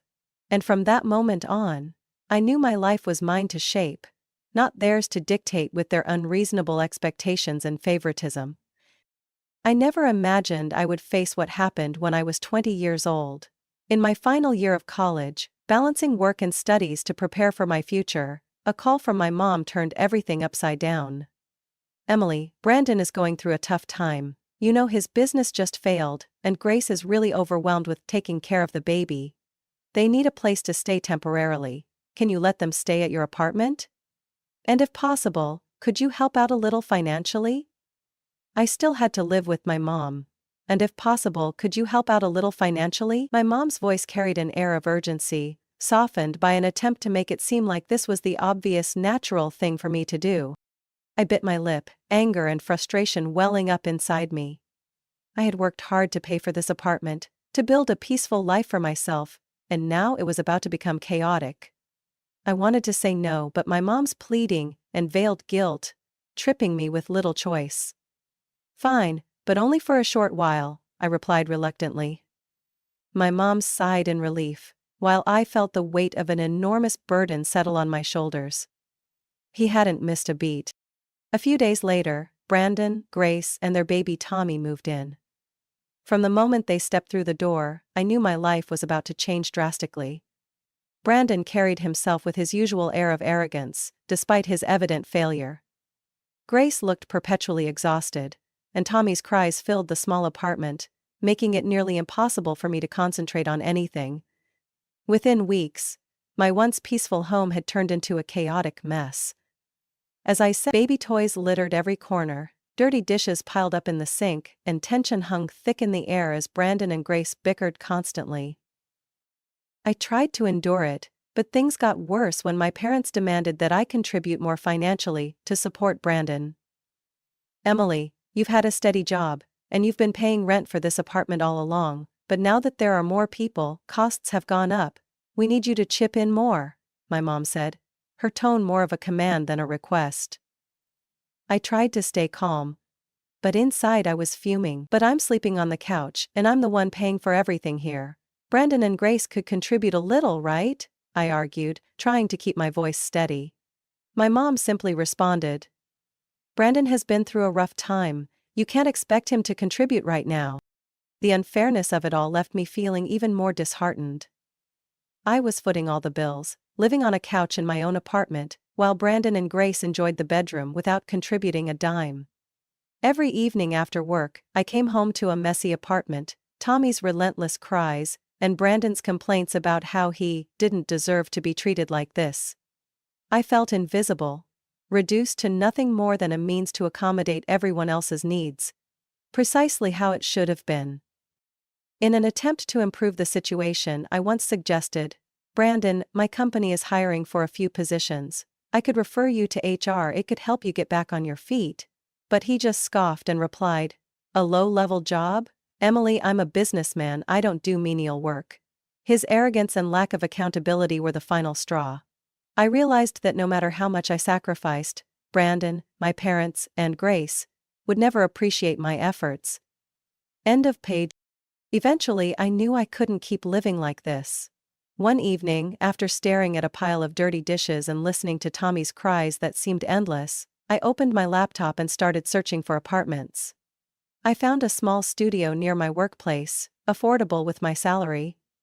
That night, I made the decision to move out and leave behind the people who had taken my help for granted. The next morning I called my mom and told her about my decision. She tried to persuade me to stay, but this time I didn't waver. I had endured enough, and it was time to prioritize myself. Moving out felt like lifting a massive weight off my shoulders. Even though I knew my parents wouldn't understand, and Brandon would likely continue to label me as selfish, I didn't care anymore. I had done everything I could for them, and now it was time to live the life I deserved. I knew my decision to move out would anger my parents and Brandon, but it didn't matter anymore. Years of living under the weight of favoritism and expectations had taught me that if I didn't stand up for myself, I would forever be a tool for their convenience. After that final conversation with my mom, I didn't return to the apartment right away. Instead, I spent the evening walking aimlessly, feeling a mix of relief and heaviness in my heart. Yet, the next morning, I woke up early and started packing. I didn't want anyone to know my plans until I was completely gone. I decided to leave behind the bigger items like the bed and furniture because they held too many unhappy memories. I only took my clothes, books, and the personal belongings that mattered most to me. As the room emptied out, I felt like I was shedding an old life, one I no longer wanted to be tied to. That afternoon, I signed the lease for my new apartment. It was a small, cozy place just 10 minutes from work. As I stepped into the empty room for the first time, I felt a sense of freedom I had never experienced before. No more Tommy's cries, no more endless arguments between Brandon and Grace, and no more guilt-tripping phone calls from my mom.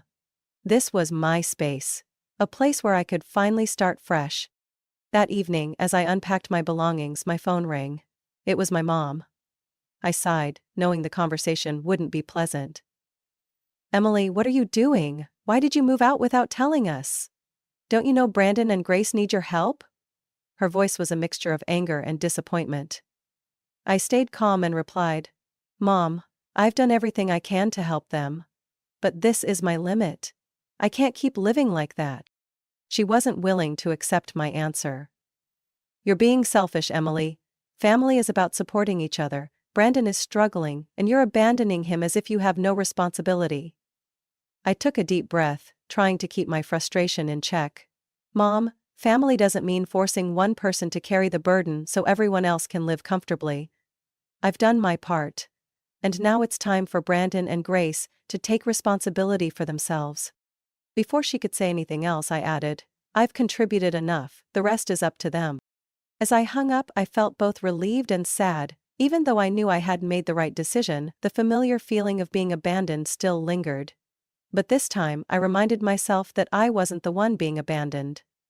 I was the one choosing to walk away to protect myself. The first days in my new apartment were peaceful. Without the pressure to please anyone, I could focus entirely on my work and studies. I spent time decorating the apartment the way I liked, turning it into a small but warm and inviting space. I bought a new couch. Not to sleep on, but to relax on during quiet evenings spent reading after work. I even treated myself to a new set of bedding, something I had never considered before.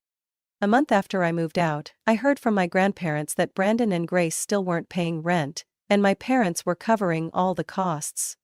Hearing this, I could only smile sadly. I had expected this outcome, but it was no longer my problem. I was free from the responsibilities my family had unfairly placed on me.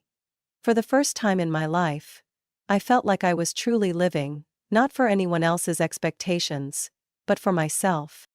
I began setting new goals, pursuing an MBA, advancing in my career, and building a life I could be proud of. Looking back on my journey, I realized that every hardship had its purpose.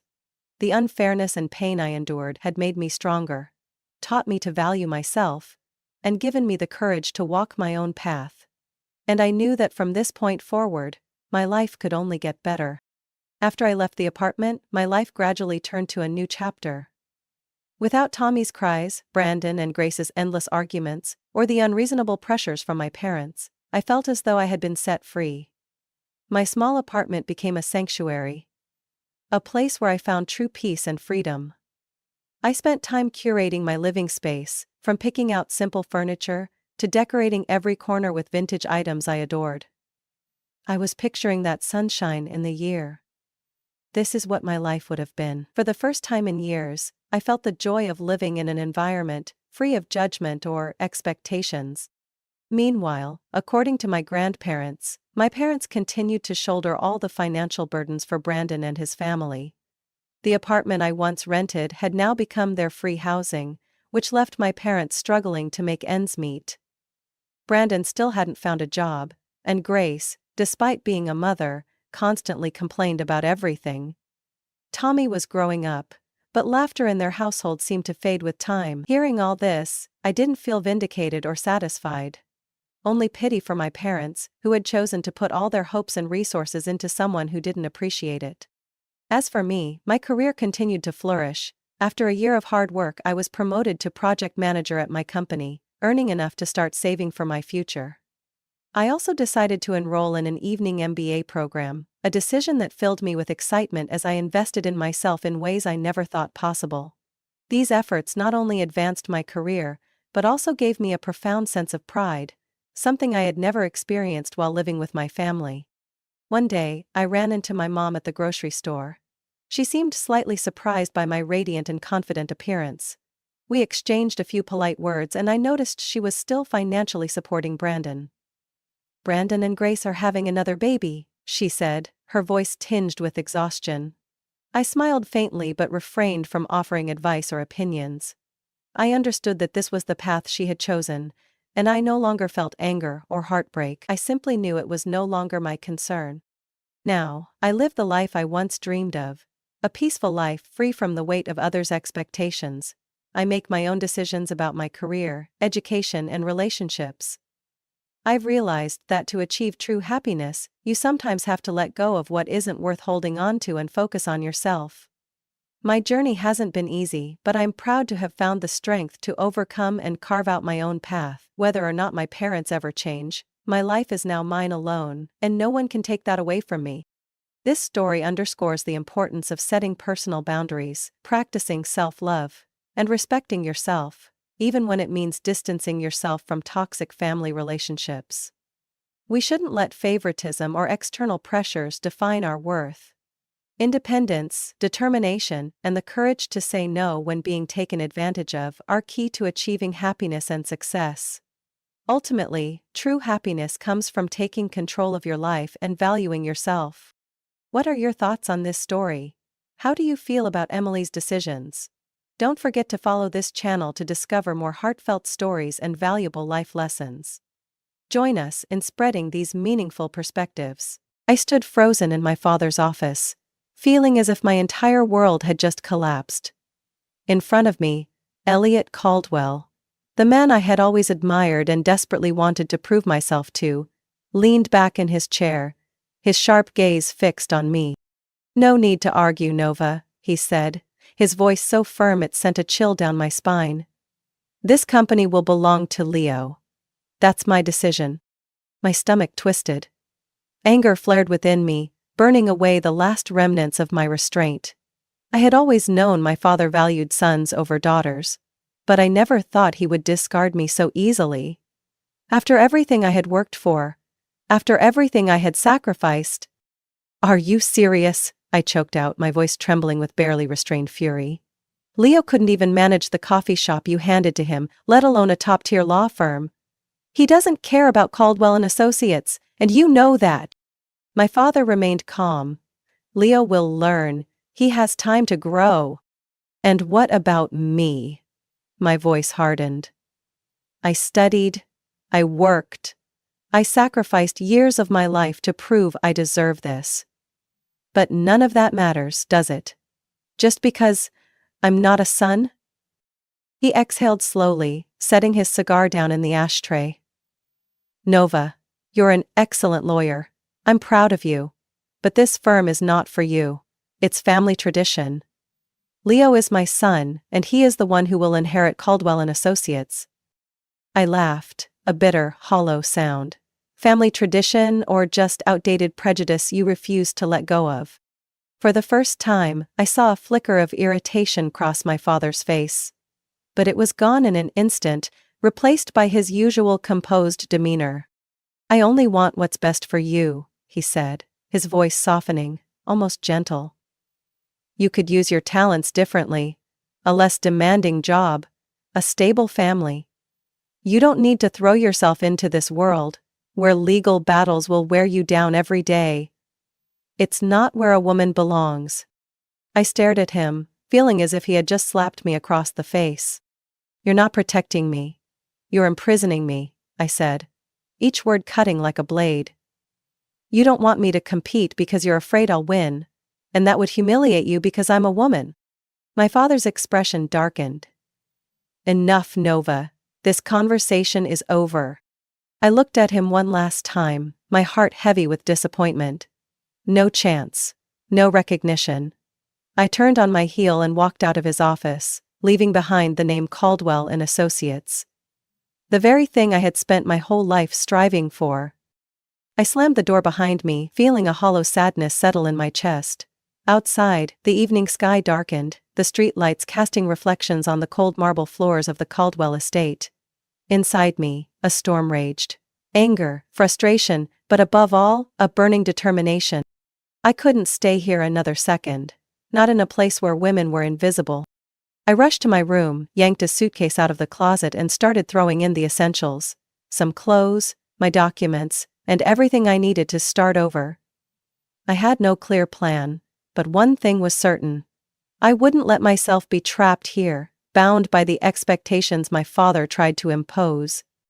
Less than 15 minutes later, I dragged my suitcase out of my room. As I descended the staircase, my mother was already waiting at the bottom, worry etched into every line of her face. Nova, what are you doing? She asked, her voice full of concern. Leaving. I didn't say going out, or running away. Leaving. Because this was no longer my home. Don't do this. She reached out to touch me, but I stepped back. Nova, your father isn't a bad man. He just wants what's best for you. I let out a soft, humorless laugh. If he really wanted what was best for me, he would have given me a chance instead of taking it away. She opened her mouth as if to argue, but then sighed, her eyes filled with helplessness. I knew she loved me, but she had never dared to stand up to my father. She had spent her whole life accepting decisions made for her, and I couldn't live like that. Without another word, I pulled my suitcase out the door, leaving everything behind. I walked away from the Caldwell estate with a steely resolve but no concrete plan. My entire life had revolved around Caldwell and Associates, and now that the door had closed, I had no idea where to begin. But one thing I knew for sure, I would prove to my father that women could do anything that mattered. 3 days later, I sat in a small cafe in the heart of Manhattan, staring at my laptop screen.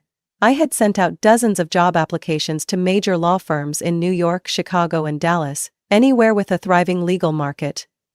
I didn't care if they knew I was Elliot Caldwell's daughter. I wanted to be judged on my skills, not my last name. The first call came the next morning. Nova Caldwell? A deep male voice came through the phone. This is Victor Carter from Hayden and Associates. I reviewed your application. We're impressed, and would like to schedule an interview. It took me a second to process his words. Hayden and Associates was a well-known firm in Dallas, not as big as Caldwell and Associates, but highly reputable. I'd be happy to, I replied, keeping my voice steady, though my heart pounded in my chest. 3 days later, I boarded a flight to Dallas. The interview at Hayden and Associates took place in a sleek office with floor-to-ceiling windows overlooking the Dallas skyline. Across from me sat Richard Hayes, a seasoned attorney and senior partner at the firm. He wasted no time on small talk. "Nova, I've gone through your resume. Harvard, top 10 in your class? An internship at Caldwell and Associates?" He leaned back in his chair, studying me. "I know Elliot Caldwell. But why leave the biggest firm in the industry to come here?"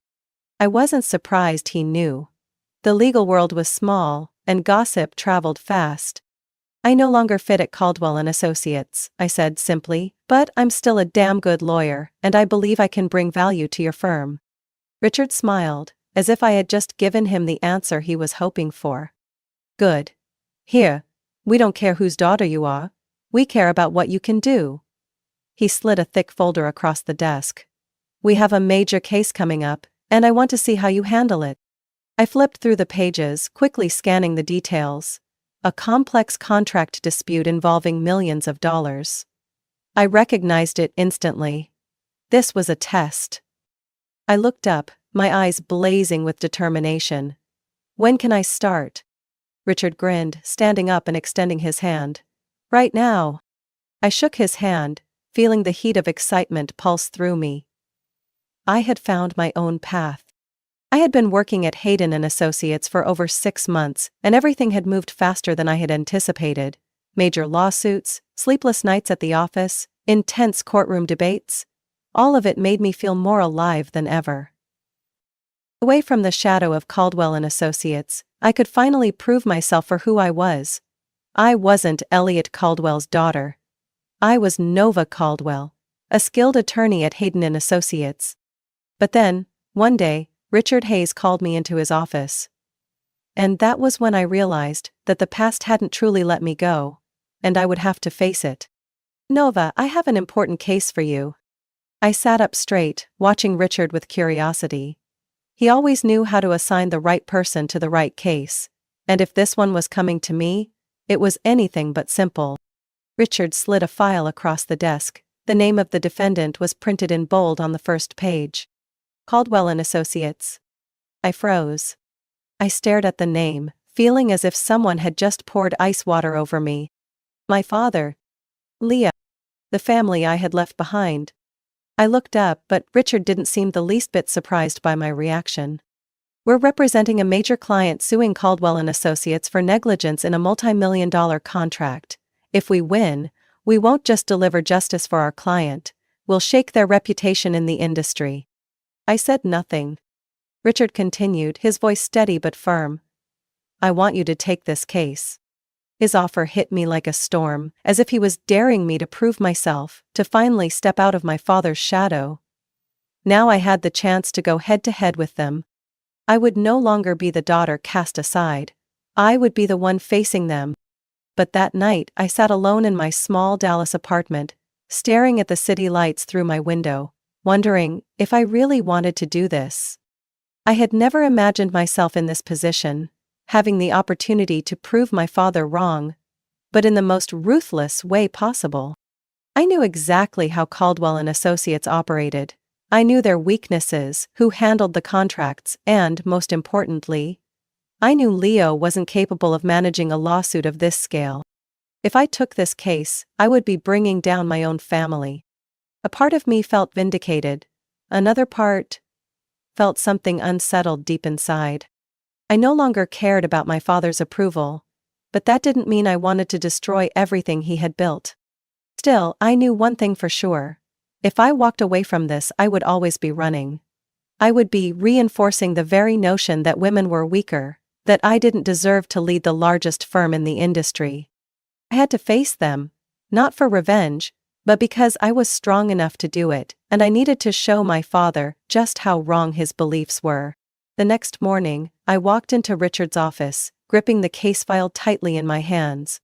He met my gaze with sharp eyes, as if he already knew my decision. I took a deep breath, then looked straight at him. "I'll take the case." A satisfied smile crossed Richard's face. "Good. I expected nothing less from you." Court day. I took a deep breath as I stepped into the courtroom. the tension was thick enough to cut with a knife.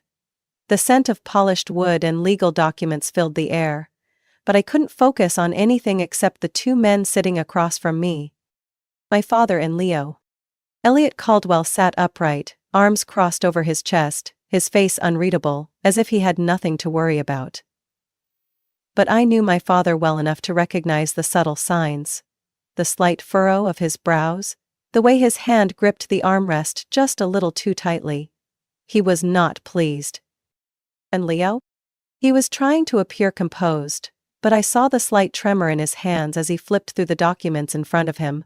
Today, he would have to fight on his own. And I knew for a fact, he wasn't ready. I sat down, placed my case files neatly in front of me, and met their gazes head-on. No hesitation, no doubt. Today, I wouldn't just prove that I was their equal, I would prove that I was better. The court is now in session. The judge's gavel struck the bench, and the plaintiff's attorney, Richard Hayes, stood up to begin our case. Your Honor, our client Stratford Industries entered into a $20 million contract with Caldwell and Associates. However, the defendant's firm committed severe breaches of contract, causing substantial financial damage to our client. We have clear evidence demonstrating that Caldwell and Associates handled the matter with gross negligence, leading to significant losses. I watched my father. His face remained still, but I noticed Leo shifting uncomfortably in his seat. Then, it was their turn to respond. Leo stood up. I suppressed a smile. This was going to be a disaster. Your Honor, the plaintiff is exaggerating the extent of the damages. We assert that there was no actual breach of contract, merely a misunderstanding of the terms. We have documentation to prove. Leo hesitated. I saw his eyes flick down to the papers in front of him, scanning them rapidly as if searching for something he didn't fully understand. He was panicking. As I raised an eyebrow, then calmly stood when it was my turn. Your Honor, the defendant claims this was a misunderstanding, but if that were the case, why did our client lose millions of dollars? And more importantly, why did Caldwell and Associates fail to take any corrective action? I stepped forward, placing a file on the judge's bench. This is an internal record from Caldwell and Associates, documenting the entire handling of this contract. It clearly states that the individual responsible for overseeing the process was Mr. Leo Caldwell, and according to this report, he failed to take any action to correct the mistakes reported by his own employees. Leo's eyes widened, as if he hadn't even known this document existed. I had guessed right, he hadn't prepared for this. My father remained silent, leaning forward slightly, his sharp gaze locked onto me. I didn't care. I was just doing my job. As the court can see, I continued, my voice cold and unwavering. This contract was not just breached due to errors. It was breached due to negligence. And now, Caldwell and Associates is attempting to evade accountability. Leo opened his mouth to protest, but I cut him off. And remember, this firm was once considered one of the top law firms, yet now they can't even take responsibility for their own mistakes. No one in the courtroom spoke. I had just delivered the final blow. The trial lasted another 3 days, but the case was practically over from day one. Leo walked in with his usual false confidence, the same attitude he always had when he thought he could control the situation. Dressed in an expensive suit, he tried to mask his unease with a calm demeanor, even flashing a smug smirk now and then as I spoke. But I could see it, the tension slowly eating away at him. On the first day, I rattled him with just a few simple questions. Mr. Caldwell, can you explain why this contract was not properly supervised? Leo clasped his hands together, leaning back against the witness stand, trying to maintain his composure. As I mentioned earlier, we had a dedicated team overseeing the contract. This mistake wasn't Caldwell and Associates' fault. It was due to the other party failing to provide sufficient information. I gave him a small knowing smile as I flipped open a document. Are you sure about that? I lifted the file. Because, according to your firm's own internal emails, specifically from your legal assistant, it appears that your team repeatedly warned about this issue, yet you failed to take any corrective action. I placed a printed copy of the emails on the table. Leo blinked, staring at the document as if hoping it would somehow disappear on its own. So, I continued, my voice calm but sharp. We have a 2-month-long email chain where your employees repeatedly asked for guidance. Yet, you never responded. Can you explain why? The courtroom fell silent. Leo licked his lips, his movements slightly jerky. I was very busy. Busy? I raised an eyebrow. So busy that you couldn't even send a single email in 2 months? Leo opened his mouth to say something but no words came out. No one could save him now. My father remained still, silent, but I noticed his fingers tapping lightly on the armrest, a sign of his growing impatience. On the second day, Leo tried to recover, but the more he struggled, the deeper he sank. I presented a series of documents proving that he had approved the contract without properly reviewing the terms. When I asked why he overlooked critical clauses, Leo fumbled through the paperwork, his eyes darting back and forth as if searching for an answer. Your Honor, I said, my gaze never leaving Leo. We have evidence that Mr. Caldwell signed this contract without reading through its contents. I held up the contract, his sloppily placed signature skewed far to the right. Leo swallowed hard, instinctively turning to look at my father. But my father's expression remained cold, offering no help, no intervention. And I knew exactly what that meant. Leo was on his own.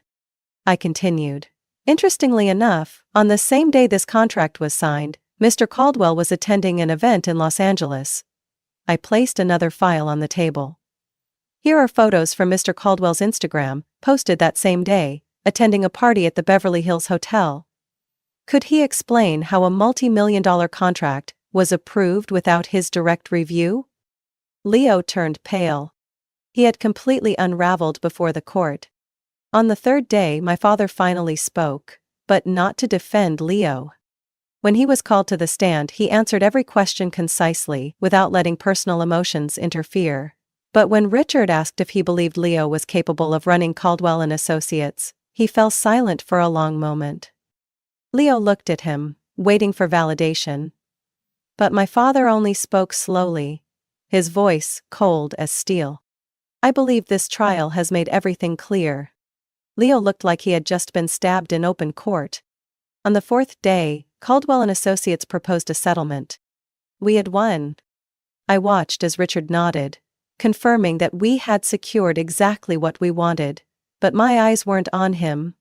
They were on my father. As I walked out of the courtroom, I saw him and Leo leaving as well. For the first time, my father looked at me, not as a daughter, but as a rival. Leo, on the other hand, couldn't even meet my gaze. His head was lowered, his hands gripping his briefcase tightly, as if holding on to the last shred of power he had left. As I passed my father, he hesitated slightly. Well done, he said, his voice low. But I didn't need his praise anymore. I just kept walking, carrying my own victory. That evening, when I stepped into the Hayden and Associates office, the entire room erupted into applause. My colleagues, sharp, ambitious professionals who had fought alongside me for months, stood up, cheering. Richard Hayes approached, a broad smile on his face. Nova, you did it. I smiled, though victory still felt foreign in my chest. We did it, I said, looking around at the people who had supported me from the very first day I walked in. Richard chuckled, shaking his head. Don't be too modest.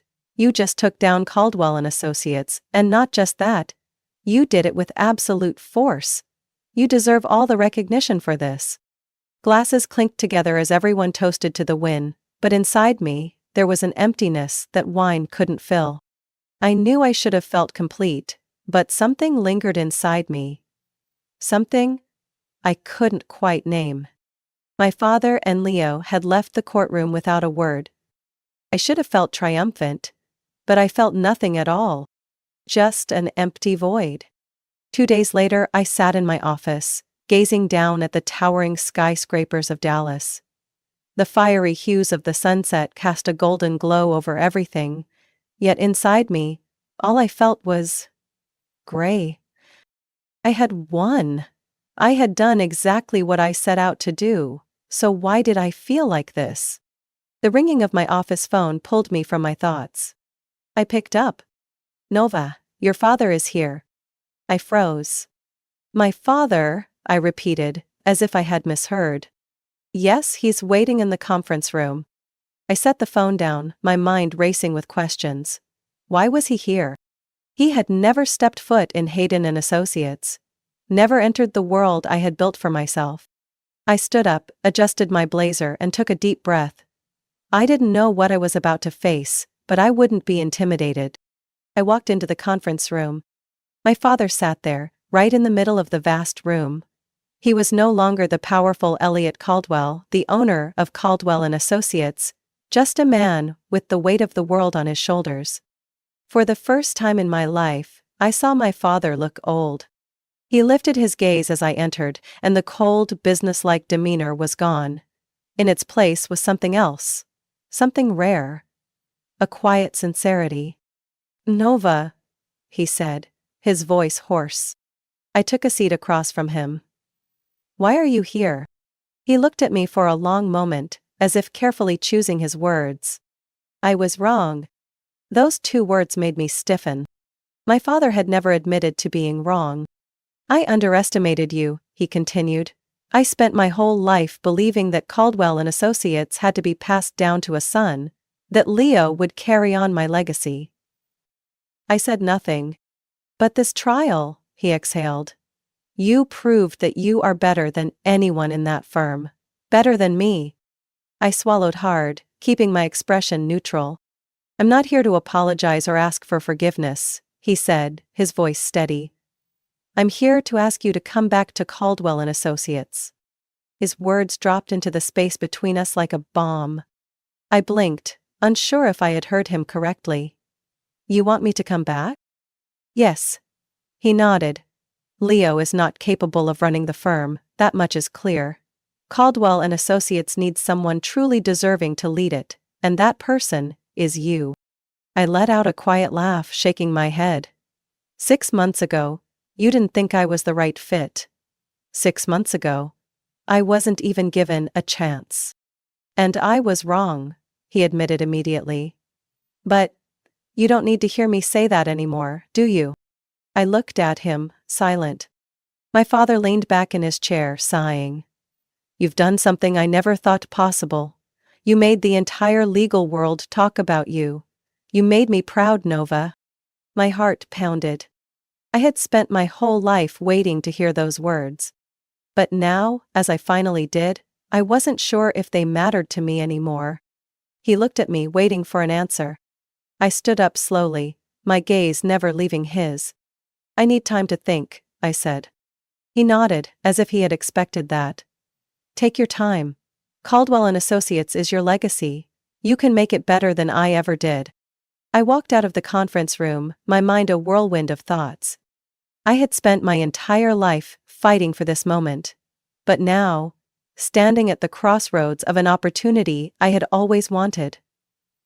I wasn't sure if I still did. Because for the first time in my life, I had found myself without the Caldwell name. Would I go back, or continue the path I had built with my own 2 hands?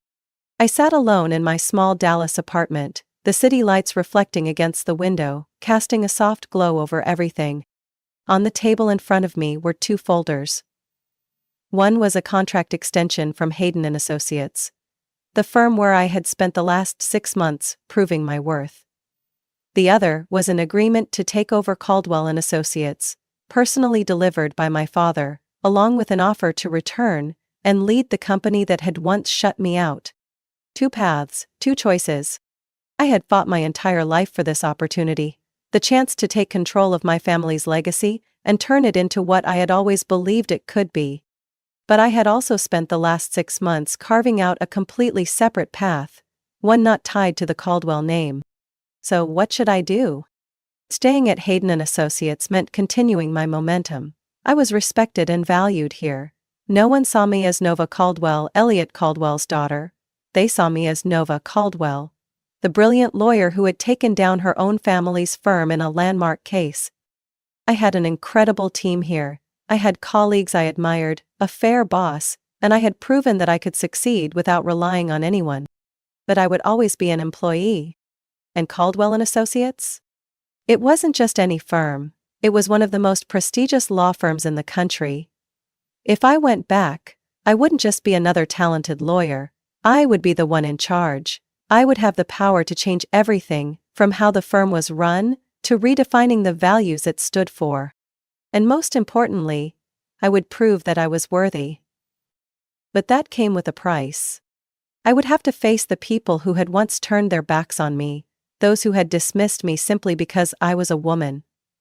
I would have to work alongside veteran attorneys, ones who had once seen me as nothing more than the boss's daughter, and force them to acknowledge me as their superior.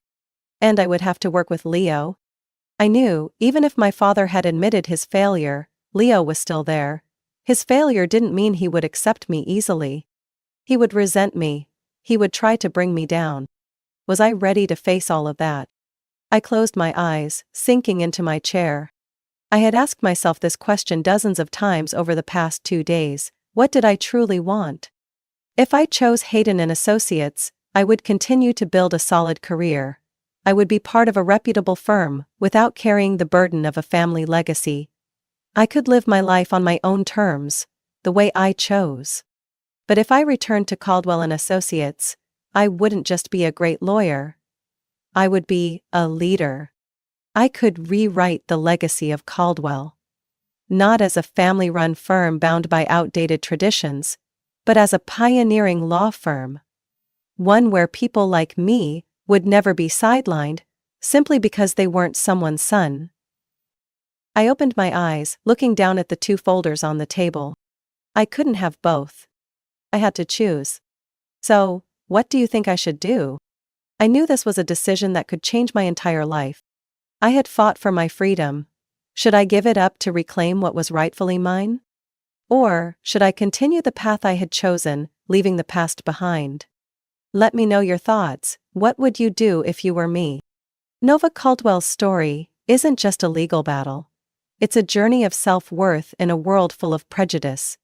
It reflects the reality that talent should never be confined by gender or background. It should be recognized by ability.